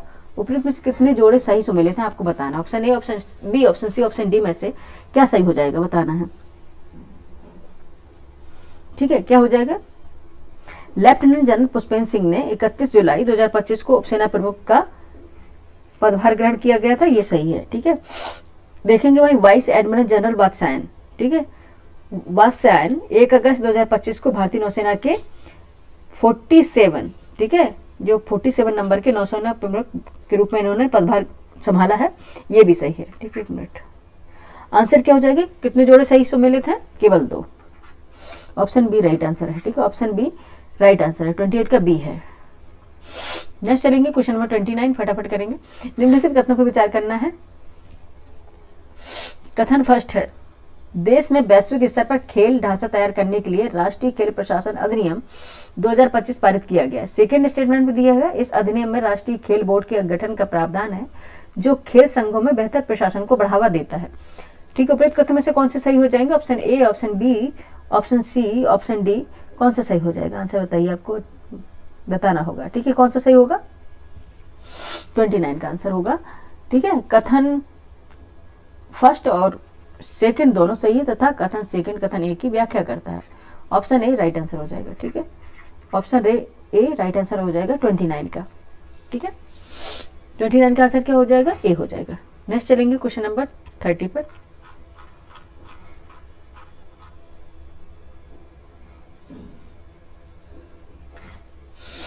ठीक है, क्वेश्चन नंबर है 30।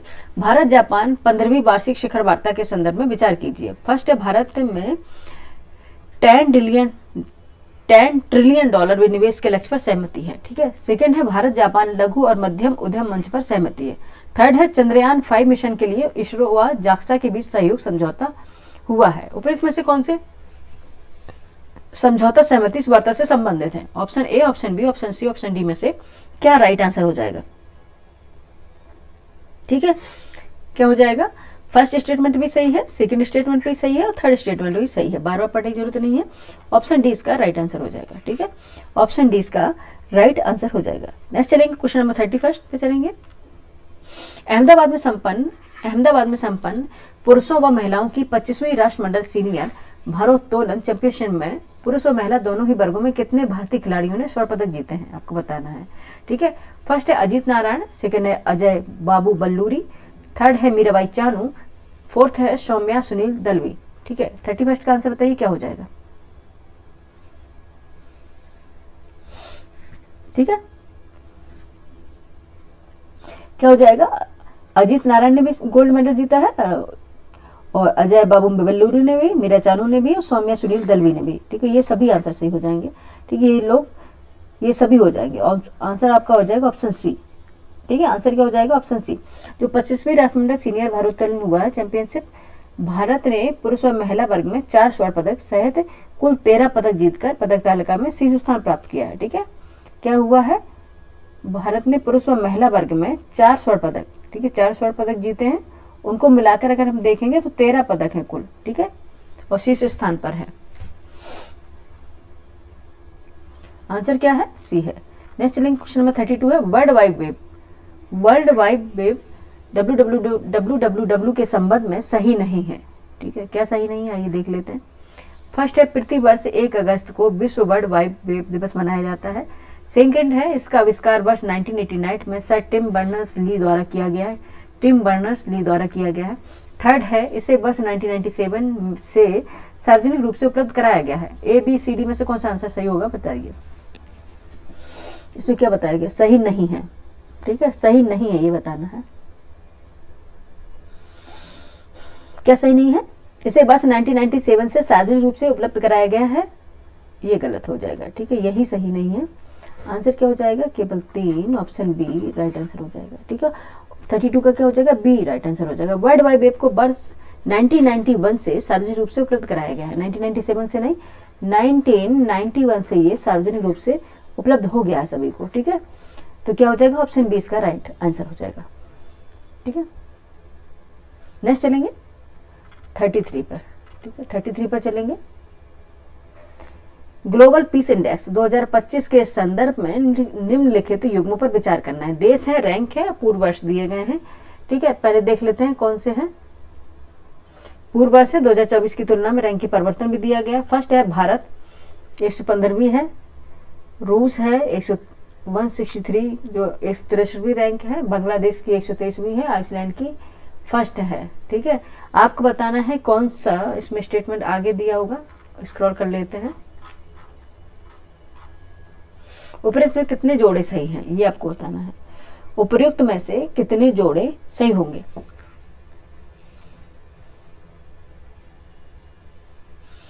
ठीक है, ग्लोबल पीस इंडेक्स बताएं 2025 के बारे में अगर हम देखें तो सबसे अधिक शांति वाला देश आइसलैंड है। ठीक है, 2024 में भी आइसलैंड ही था, तो क्या हो जाएगा, तीनों ही सही है, केवल 3। कितने जोड़े सही हैं, केवल 3, और 3 ही तो थे इसमें।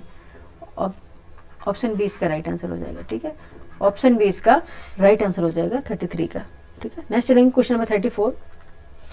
निम्नलिखित विदेशी शहरों पर विचार करना है। ठीक है, निम्नलिखित विदेशी शहरों पर विचार करना है।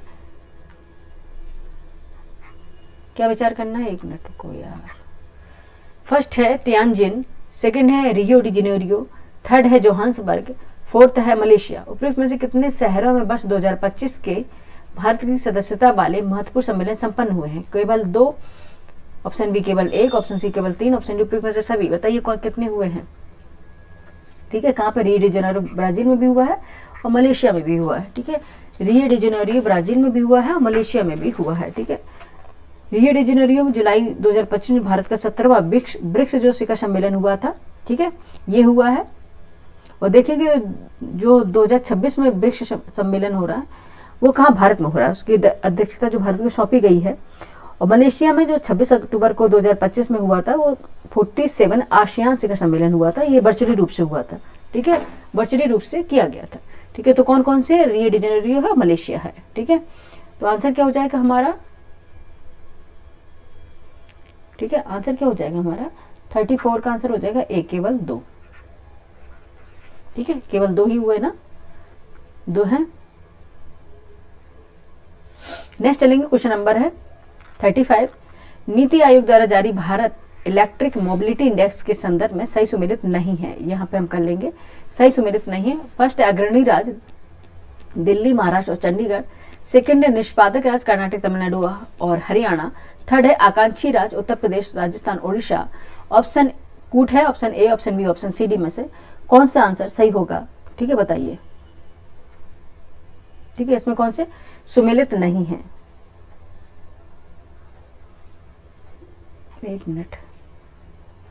अग्रणी राज्य दिल्ली, महाराष्ट्र, हरियाणा, चंडीगढ़ है। ठीक है, ये सुमेलित है। इसमें उपयुक्त में से कोई नहीं सही सुमेलित नहीं है। सभी सही सुमेलित हैं, उपयुक्त में से कोई नहीं होगा आंसर। ठीक है, निष्पादन राज्य कर्नाटक, तमिलनाडु, हरियाणा, ये भी सही है। आकांक्षी राज्य उत्तर प्रदेश, ये भी सही है। अब इसमें पूछा गया है कौन से सही सुमेलित नहीं है। इसमें सभी सही सुमेलित है, तो उपयुक्त में से कोई नहीं, आंसर हो जाएगा डी। ठीक है, आंसर हो जाएगा डी। 35 का आंसर क्या है बच्चे? डी। नेक्स्ट चलेंगे क्वेश्चन नंबर 36 पे। फटाफट बस अब अपनी एंडिंग की ओर बढ़ रहे हैं। 36 है वैश्विक AICTE इंडेक्स 2025 में भारत के जिन शहरों ने देश में शीर्ष स्थान प्राप्त किया उनका क्रम आपको बताना है। Option A, option B, option C, D में से कौन सा हो जाएगा? कौन सा हो जाएगा? पहले है बेंगलुरु, फिर मुंबई, फिर दिल्ली, फिर चेन्नई। ऑप्शन ए इसका राइट आंसर हो जाएगा। ऑप्शन ए इसका राइट आंसर हो जाएगा। ठीक है, वैश्विक AICTE इंडेक्स 2025 में market research firm counter point research द्वारा जारी किया जाता है इसे। ठीक, किसके द्वारा किया जाता है? Market research firm counter point. ठीक है, किसके? जो 2025 मार्केट रिसर्च फर्म काउंटर इस द्वारा से, सॉरी एक मिनट, वैश्विक AICTE इंडेक्स है जो 2025 का, इसे market research firm counter point research द्वारा जारी किया जाता है। ठीक है, AICTE इंडेक्स 2025 में सिंगापुर ने विश्व के अग्रणी AI शहरों के रूप में शीर्ष स्थान प्राप्त किया। किसने? अगर विश्व की बात करें तो किसने किया? सिंगापुर ने किया। ठीक है, यहाँ पे लिख देंगे सिंगापुर। सिंगापुर। ठीक है, सिंगापुर। ठीक है, सिंगापुर ने AI के रूप में देखेंगे तो सिंगापुर ने विश्व में अग्रणी AI शहर के रूप में शीर्ष स्थान प्राप्त किया है। उसके बाद देखेंगे सियोल है, फिर बीजिंग है, फिर दुबई है, फिर सैन फ्रांसिस्को है। ये 5 शीर्ष AI शहर है। ठीक है, और भारत में देश के शीर्ष 5 राज्य हैं AI, वो होंगे बेंगलुरु है, मुंबई है, दिल्ली है, चेन्नई है, कोलकाता है। और वैश्विक स्तर पर देखेंगे तो जो बेंगलुरु है उसको 26 रैंक हासिल हुई है। ठीक है, आंसर क्या हो जाएगा अपना? ए हो जाएगा। नेक्स्ट चलेंगे 37। क्वेश्चन नंबर 37 है हाल ही में विश्व स्वास्थ्य संगठन ने किस अफ्रीकी देश को मानव अफ्रीकी ट्रिपेनोसोमियासिस, ठीक है, ट्रिपेनोसोमियासिस स्लीपिंग सिकनेस को एक सार्वजनिक स्वास्थ्य चुनौती के रूप में समाप्त करने के लिए प्रमाणित किया है?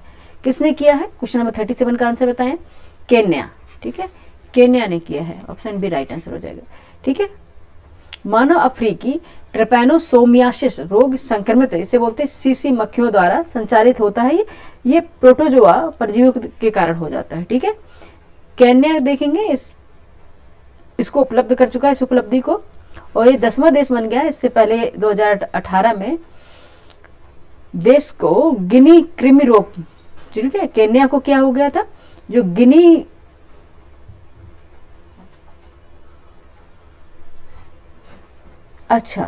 कृमि रोग किसे अगर हम बात करेंगे 2018 में कृमि रोग से जो मुक्त प्रमाणित किया गया था वो था गिनी। ठीक है, ये अफ्रीकी देश हैं सारे। ठीक है, गिनी को किया गया था। आंसर भी हो जाएगा। ठीक है, फटाफट, यहाँ बारिश बहुत तेज हो रही है। क्वेश्चन नंबर देखेंगे 38। ठीक है, अच्छा, ये देखेंगे ये डिस्टरबेंस हो रहा है, किसके कारण हो रहा है? कमेंट करके बताइए। ये डिस्टरबेंस जो हो रहा है अक्टूबर नवंबर में होता है, बारिश होती है, तो किसके कारण होती है? ठीक है, ये कॉन्सेप्ट हम आपको पढ़ाए हुए हैं। और अभी ये कौन सा साइक्लोन आया उसका नाम भी कमेंट करके बताएं। क्वेश्चन नंबर 38 है भारत में सेमीकंडक्टर निर्माण से संबंधित प्रमुख यूनिटों उनके स्थान से सही सुमेलित नहीं है। Option A Tata PSMMC fabrication unit Dholera Gujarat. Option B Micron ATMP सुविधा सानंद गुजरात। सी है SCL Foxconn JV Uttar Pradesh. और डी है टाटा टेस्कॉट सेट। ठीक है, टेसेट शॉट्स ये जो होते हैं जिसे बोलते हैं टी सेट ओ सेट बेंगलुरु। बताइए कौन सा इसमें संबंधित सही सुमेलित नहीं है? 38 का आंसर बताइए फटाफट, क्या हो जाएगा? ठीक है, कौन सा नहीं है, ये डी सुमेलित नहीं है। ठीक है, टाटा जो टी सेट टो सेट है जो, ठीक है, ये कहाँ पे संबंधित है, टी सेट ओ सेट बोलते हैं, टो सेट नहीं है, इसको गलत लिख दिया, वही मैं कंफ्यूज हो गई थी। टी सेट और फिर इधर से इसको कट करेंगे ओ सेट, टी सेट ओ सेट है, ये यूनिट जागरूक असम में स्थापित है। ठीक है, बेंगलुरु में नहीं है, ये कहाँ पे है बच्चे, असम में है। ओ माय गॉड, सभी किचन में देख लो, वहाँ पे बारिश तो नहीं आ रही, किचन में देख लो, बारिश तो नहीं आ रही। ठीक है, असम, ठीक है, विंडो खुली हुई है, देख लो क्या हो जाएगा, यहाँ पे असम होगा। ऑप्शन डी इसका राइट आंसर हो जाएगा 38 का। ठीक है, अब ठंडी भी बढ़ जाएगी अच्छी खासी।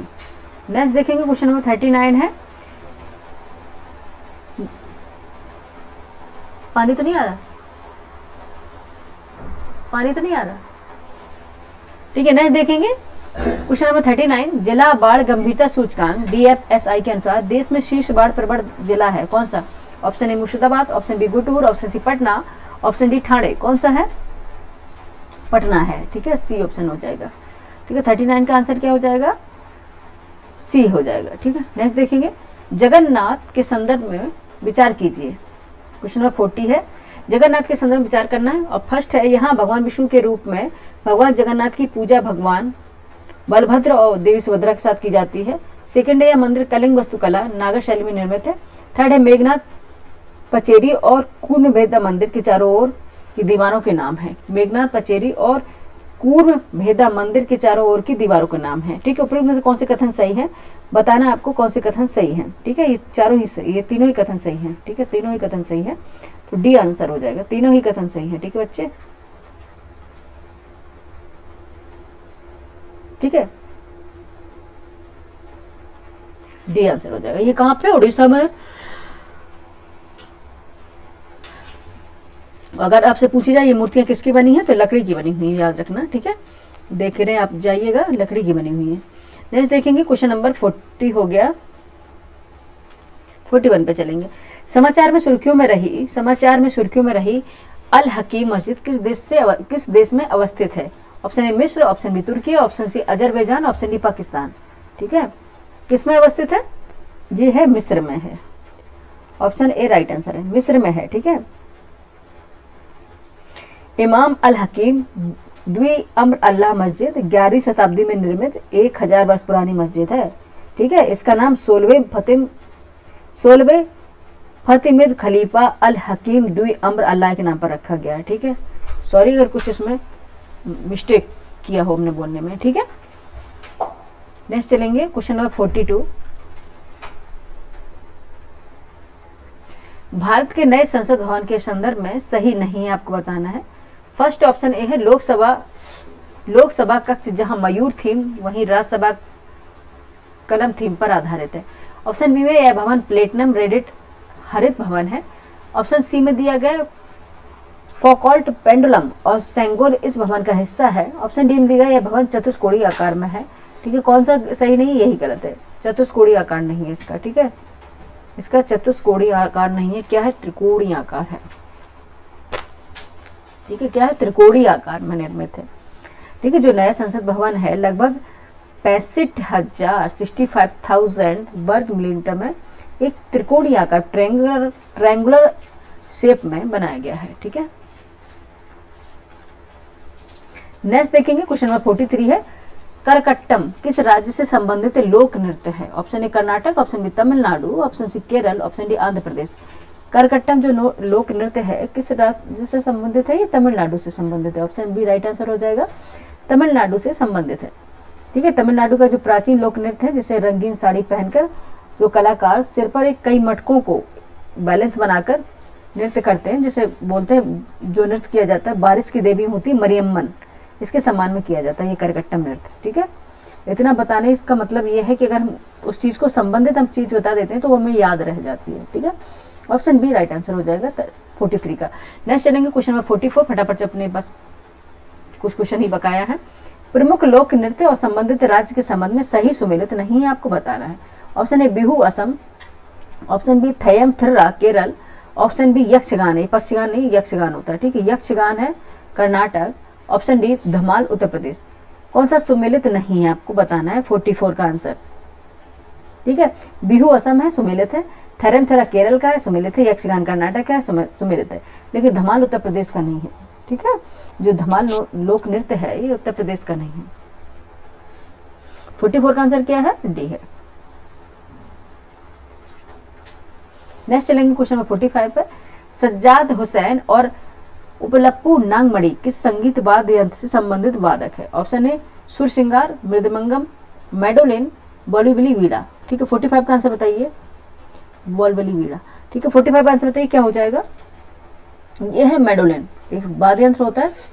ठीक है, म्यूजिकल इंस्ट्रूमेंट होता है ये। ठीक है, मैडोलिन 8 तार वाला एक वाद्य यंत्र होता है जिसे एक शारका यानी कि प्लेक्टुम का उपयोग करके बजाया जाता है। ठीक है, ये क्या है, म्यूजिकल इंस्ट्रूमेंट है, म्यूजिक इंस्ट्रूमेंट होता है। ठीक है, 45 का आंसर सी हो गया। 45 एंड चलेंगे 46 पर। क्वेश्चन नंबर 46 है, देखते हैं क्या पूछ रहा है। राष्ट्रीय विज्ञान पुरस्कार के अंतर्गत दिए जाने वाले पुरस्कारों के संदर्भ में विचार करना है। फर्स्ट है विज्ञान रत्न पुरस्कार, सेकंड है विज्ञान श्री पुरस्कार, थर्ड है विज्ञान युवा शांति स्वरूप भटनागर पुरस्कार और फोर्थ है विज्ञान टीम पुरस्कार। में से कितने जोड़े सही है, सुमेलित कितने जोड़े सही सुमेलित नहीं है? ठीक है, आपको बताना option A, option B, option C, option D में से क्या हो जाएगा। क्वेश्चन नंबर 46 का आंसर बताइए फटाफट, क्या हो जाएगा।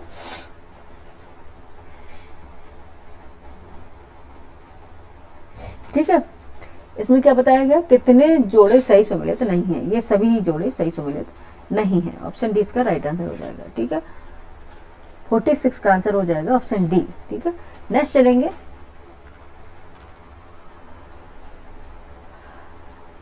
ठीक है, बहुत टाइम हो गया इसलिए फटाफट करा दे रहे बच्चे। ठीक है, नेक्स्ट देखिए 47 है। भारत के युवा मामले और खेल मंत्रालय द्वारा प्रतिवर्ष खेलों में उत्कृष्ट और सराहनीय कार्य करने वाले प्रशिक्षकों को प्रदान किए जाने वाले पुरस्कार है। ऑप्शन ए अर्जुन पुरस्कार, ऑप्शन बी मेजर ध्यानचंद खेल रत्न पुरस्कार या सी द्रोणाचार्य पुरस्कार या डी है राष्ट्रीय खेल पुरस्कार, जो राष्ट्रीय खेल प्रोत्साहन पुरस्कार। कौन सा हो जाएगा, सभी जानते हैं द्रोणाचार्य पुरस्कार होता है। ठीक है, जो कोच को दिया जाता है। ठीक है, 47 का सी हो जाएगा, द्रोणाचार्य पुरस्कार है। ठीक है, नेक्स्ट चलेंगे क्वेश्चन नंबर 48 है। किसी शहर का नाम बदलने की प्रक्रिया के संबंध में सर्वप्रथम किसे अपनाया जाता है? ऑप्शन ए गृह मंत्रालय को परिवर्तन के संबंध में संकल्प भेजा जाता है। ऑप्शन बी राज्य सरकार द्वारा राष्ट्रपति में अधिसूचित किया जाता है। ऑप्शन सी राज्य विधानमंडल में संकल्प दिया जाता है। ऑप्शन डी राज्य विधानमंडल की चर्चा और मतदान किया जाता है। किसे अपनाया जाता है? क्वेश्चन नंबर 48 का आंसर बताइए। ठीक है, राज्य विधानमंडल में संकल्प। ठीक है, ऑप्शन सी राज्य विधानमंडल में संकल्प दिया जाता है। ठीक है, किसी शहर का नाम बदलने की प्रक्रिया में चरणबद्ध रूप से अगर देखेंगे तो राज्य विधानमंडल में संकल्प, फिर विधानमंडल में चर्चा और मतदान, फिर गृह मंत्रालय को भेजा गया संकल्प, फिर रेल मंत्रालय, इंटेलिजेंस ब्यूरो, डाक विभाग द्वारा, फिर सर्वे ऑफ इंडिया और रजिस्ट्रार जनरल से मंजूरी, और लास्ट में राज्य सरकार द्वारा राज्यपत्र जो गजट में अधिसूचना जारी की जाती है। ठीक है, 48 का आंसर हो जाएगा हमारा सी। नेक्स्ट चलेंगे क्वेश्चन नंबर 49। जैन समुदाय श्वेतांबर से संबंधित प्रमुख तीर्थ स्थलों का सही सुमेलन नहीं है। ठीक है, सही सुमेलन नहीं है। Option A, option B, option C में देखिए। Option A Sammed Shikhar ji Chhattisgarh, option B Shatrunjay Gujarat, option C Dilwara मंदिर राजस्थान, ऑप्शन डी गिरनार गुजरात। कौन सा सही सुमेलित नहीं आपको बताना है। क्वेश्चन नंबर 49 का क्या हो जाएगा, ऑप्शन ए सुमेलित नहीं है। ठीक है, जो श्वेतांबर से संबंधित 5 प्रमुख तीर्थ स्थल हैं उसमें संबेश शेखर जी झारखंड में है, ना कि छत्तीसगढ़ में है। कहाँ पे है बच्चे? झारखंड में है, ना कि छत्तीसगढ़ में है। ठीक है, तो ऑप्शन ए इसका राइट आंसर हो जाएगा। 49 का आंसर क्या है? ए है। आज का हमारा लास्ट क्वेश्चन है, कल हम 50 क्वेश्चन फिर कराएंगे। क्वेश्चन नंबर 50 है। हाल ही में पर्यावरण वन जलवायु परिवर्तन मंत्रालय द्वारा अधिसूचित पर्यावरण लेखा परीक्षा नियम 2025 के संदर्भ में निम्नलिखित कथनों पर विचार करना है। फर्स्ट है, नियम 5 वर्ष की अवधि के लिए एक पंजीकृत पर्यावरण लेखा परीक्षा की नियुक्ति का अनिवार्य करते हैं। सेकंड है, नियम पूरे भारत के पर्यावरणीय जवाबदेही के लिए एक व्यापक ढांचा स्थापित करते हैं। थर्ड है, पर्यावरण लेखा परीक्षक EAS को पर्यावरण संरक्षक अधिनियम 1986 के तहत एक नामित प्राधिकारी के साथ प्रमाणित और पंजीकृत किया जाना। क्वेश्चन नंबर 50 का आंसर क्या हो जाएगा? आधा क्वेश्चन आधा आधा से क्यों देते हैं, समझ में नहीं आता। उपयुक्त कथनों में से कौन से कथन सही हो जाएगा? Option A, option B, option C, option D में से क्या सही हो जाएंगे?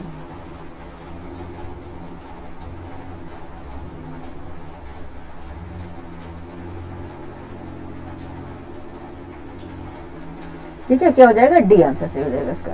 ठीक है, इसका आंसर क्या हो जाएगा 50 का?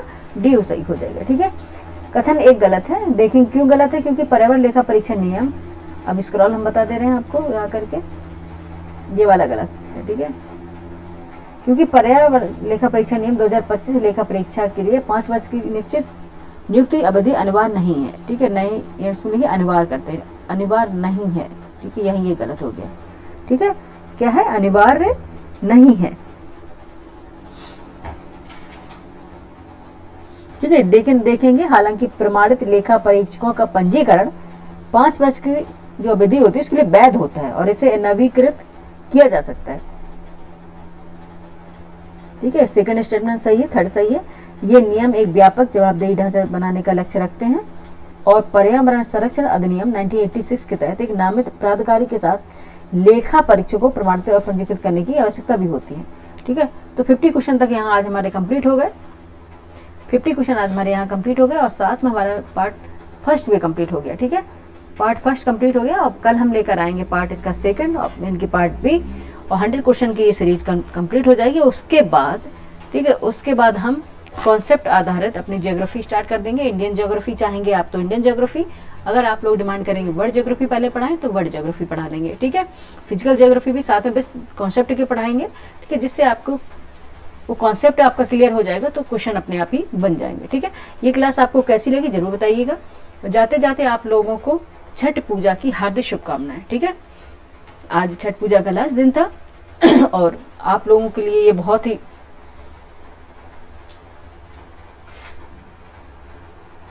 बारिश बहुत तेज हो रही है, सुबह से ही बारिश हो रही है। ठीक है, जैसे कि ये स्थिति बहुत ही कठिन रही होगी आप लोगों को, जो पूजा करने के लिए आप किसी भी रिवर तट पर गए होंगे, वहाँ बारिश भी हो रही होगी और ये सीजन भी आप विंटर का है। ठीक है, और आप बताइएगा ये आपको क्लास कैसी लगी और आप इसी तरह से क्लास चाहिए आपको, क्या आपको पढ़ना है वो कमेंट करके जरूर बताइए। ठीक है, बाकी हम अपने अगर आप नहीं बताएंगे तो हम कॉन्सेप्ट आधारित अपना जो अपनी क्लास है वो स्टार्ट कर देंगे। ठीक है, बाकी काफ़ी लंबी वैसे भी छुट्टी हो चुकी है। ठीक है, छठ पूजा भी हो चुकी है कंप्लीट। अब हम रेगुलर क्लास लेंगे। ठीक है, अब कोई भी डिस्टर्बेंस नहीं होगा। ठीक है, थैंक यू फॉर वॉचिंग।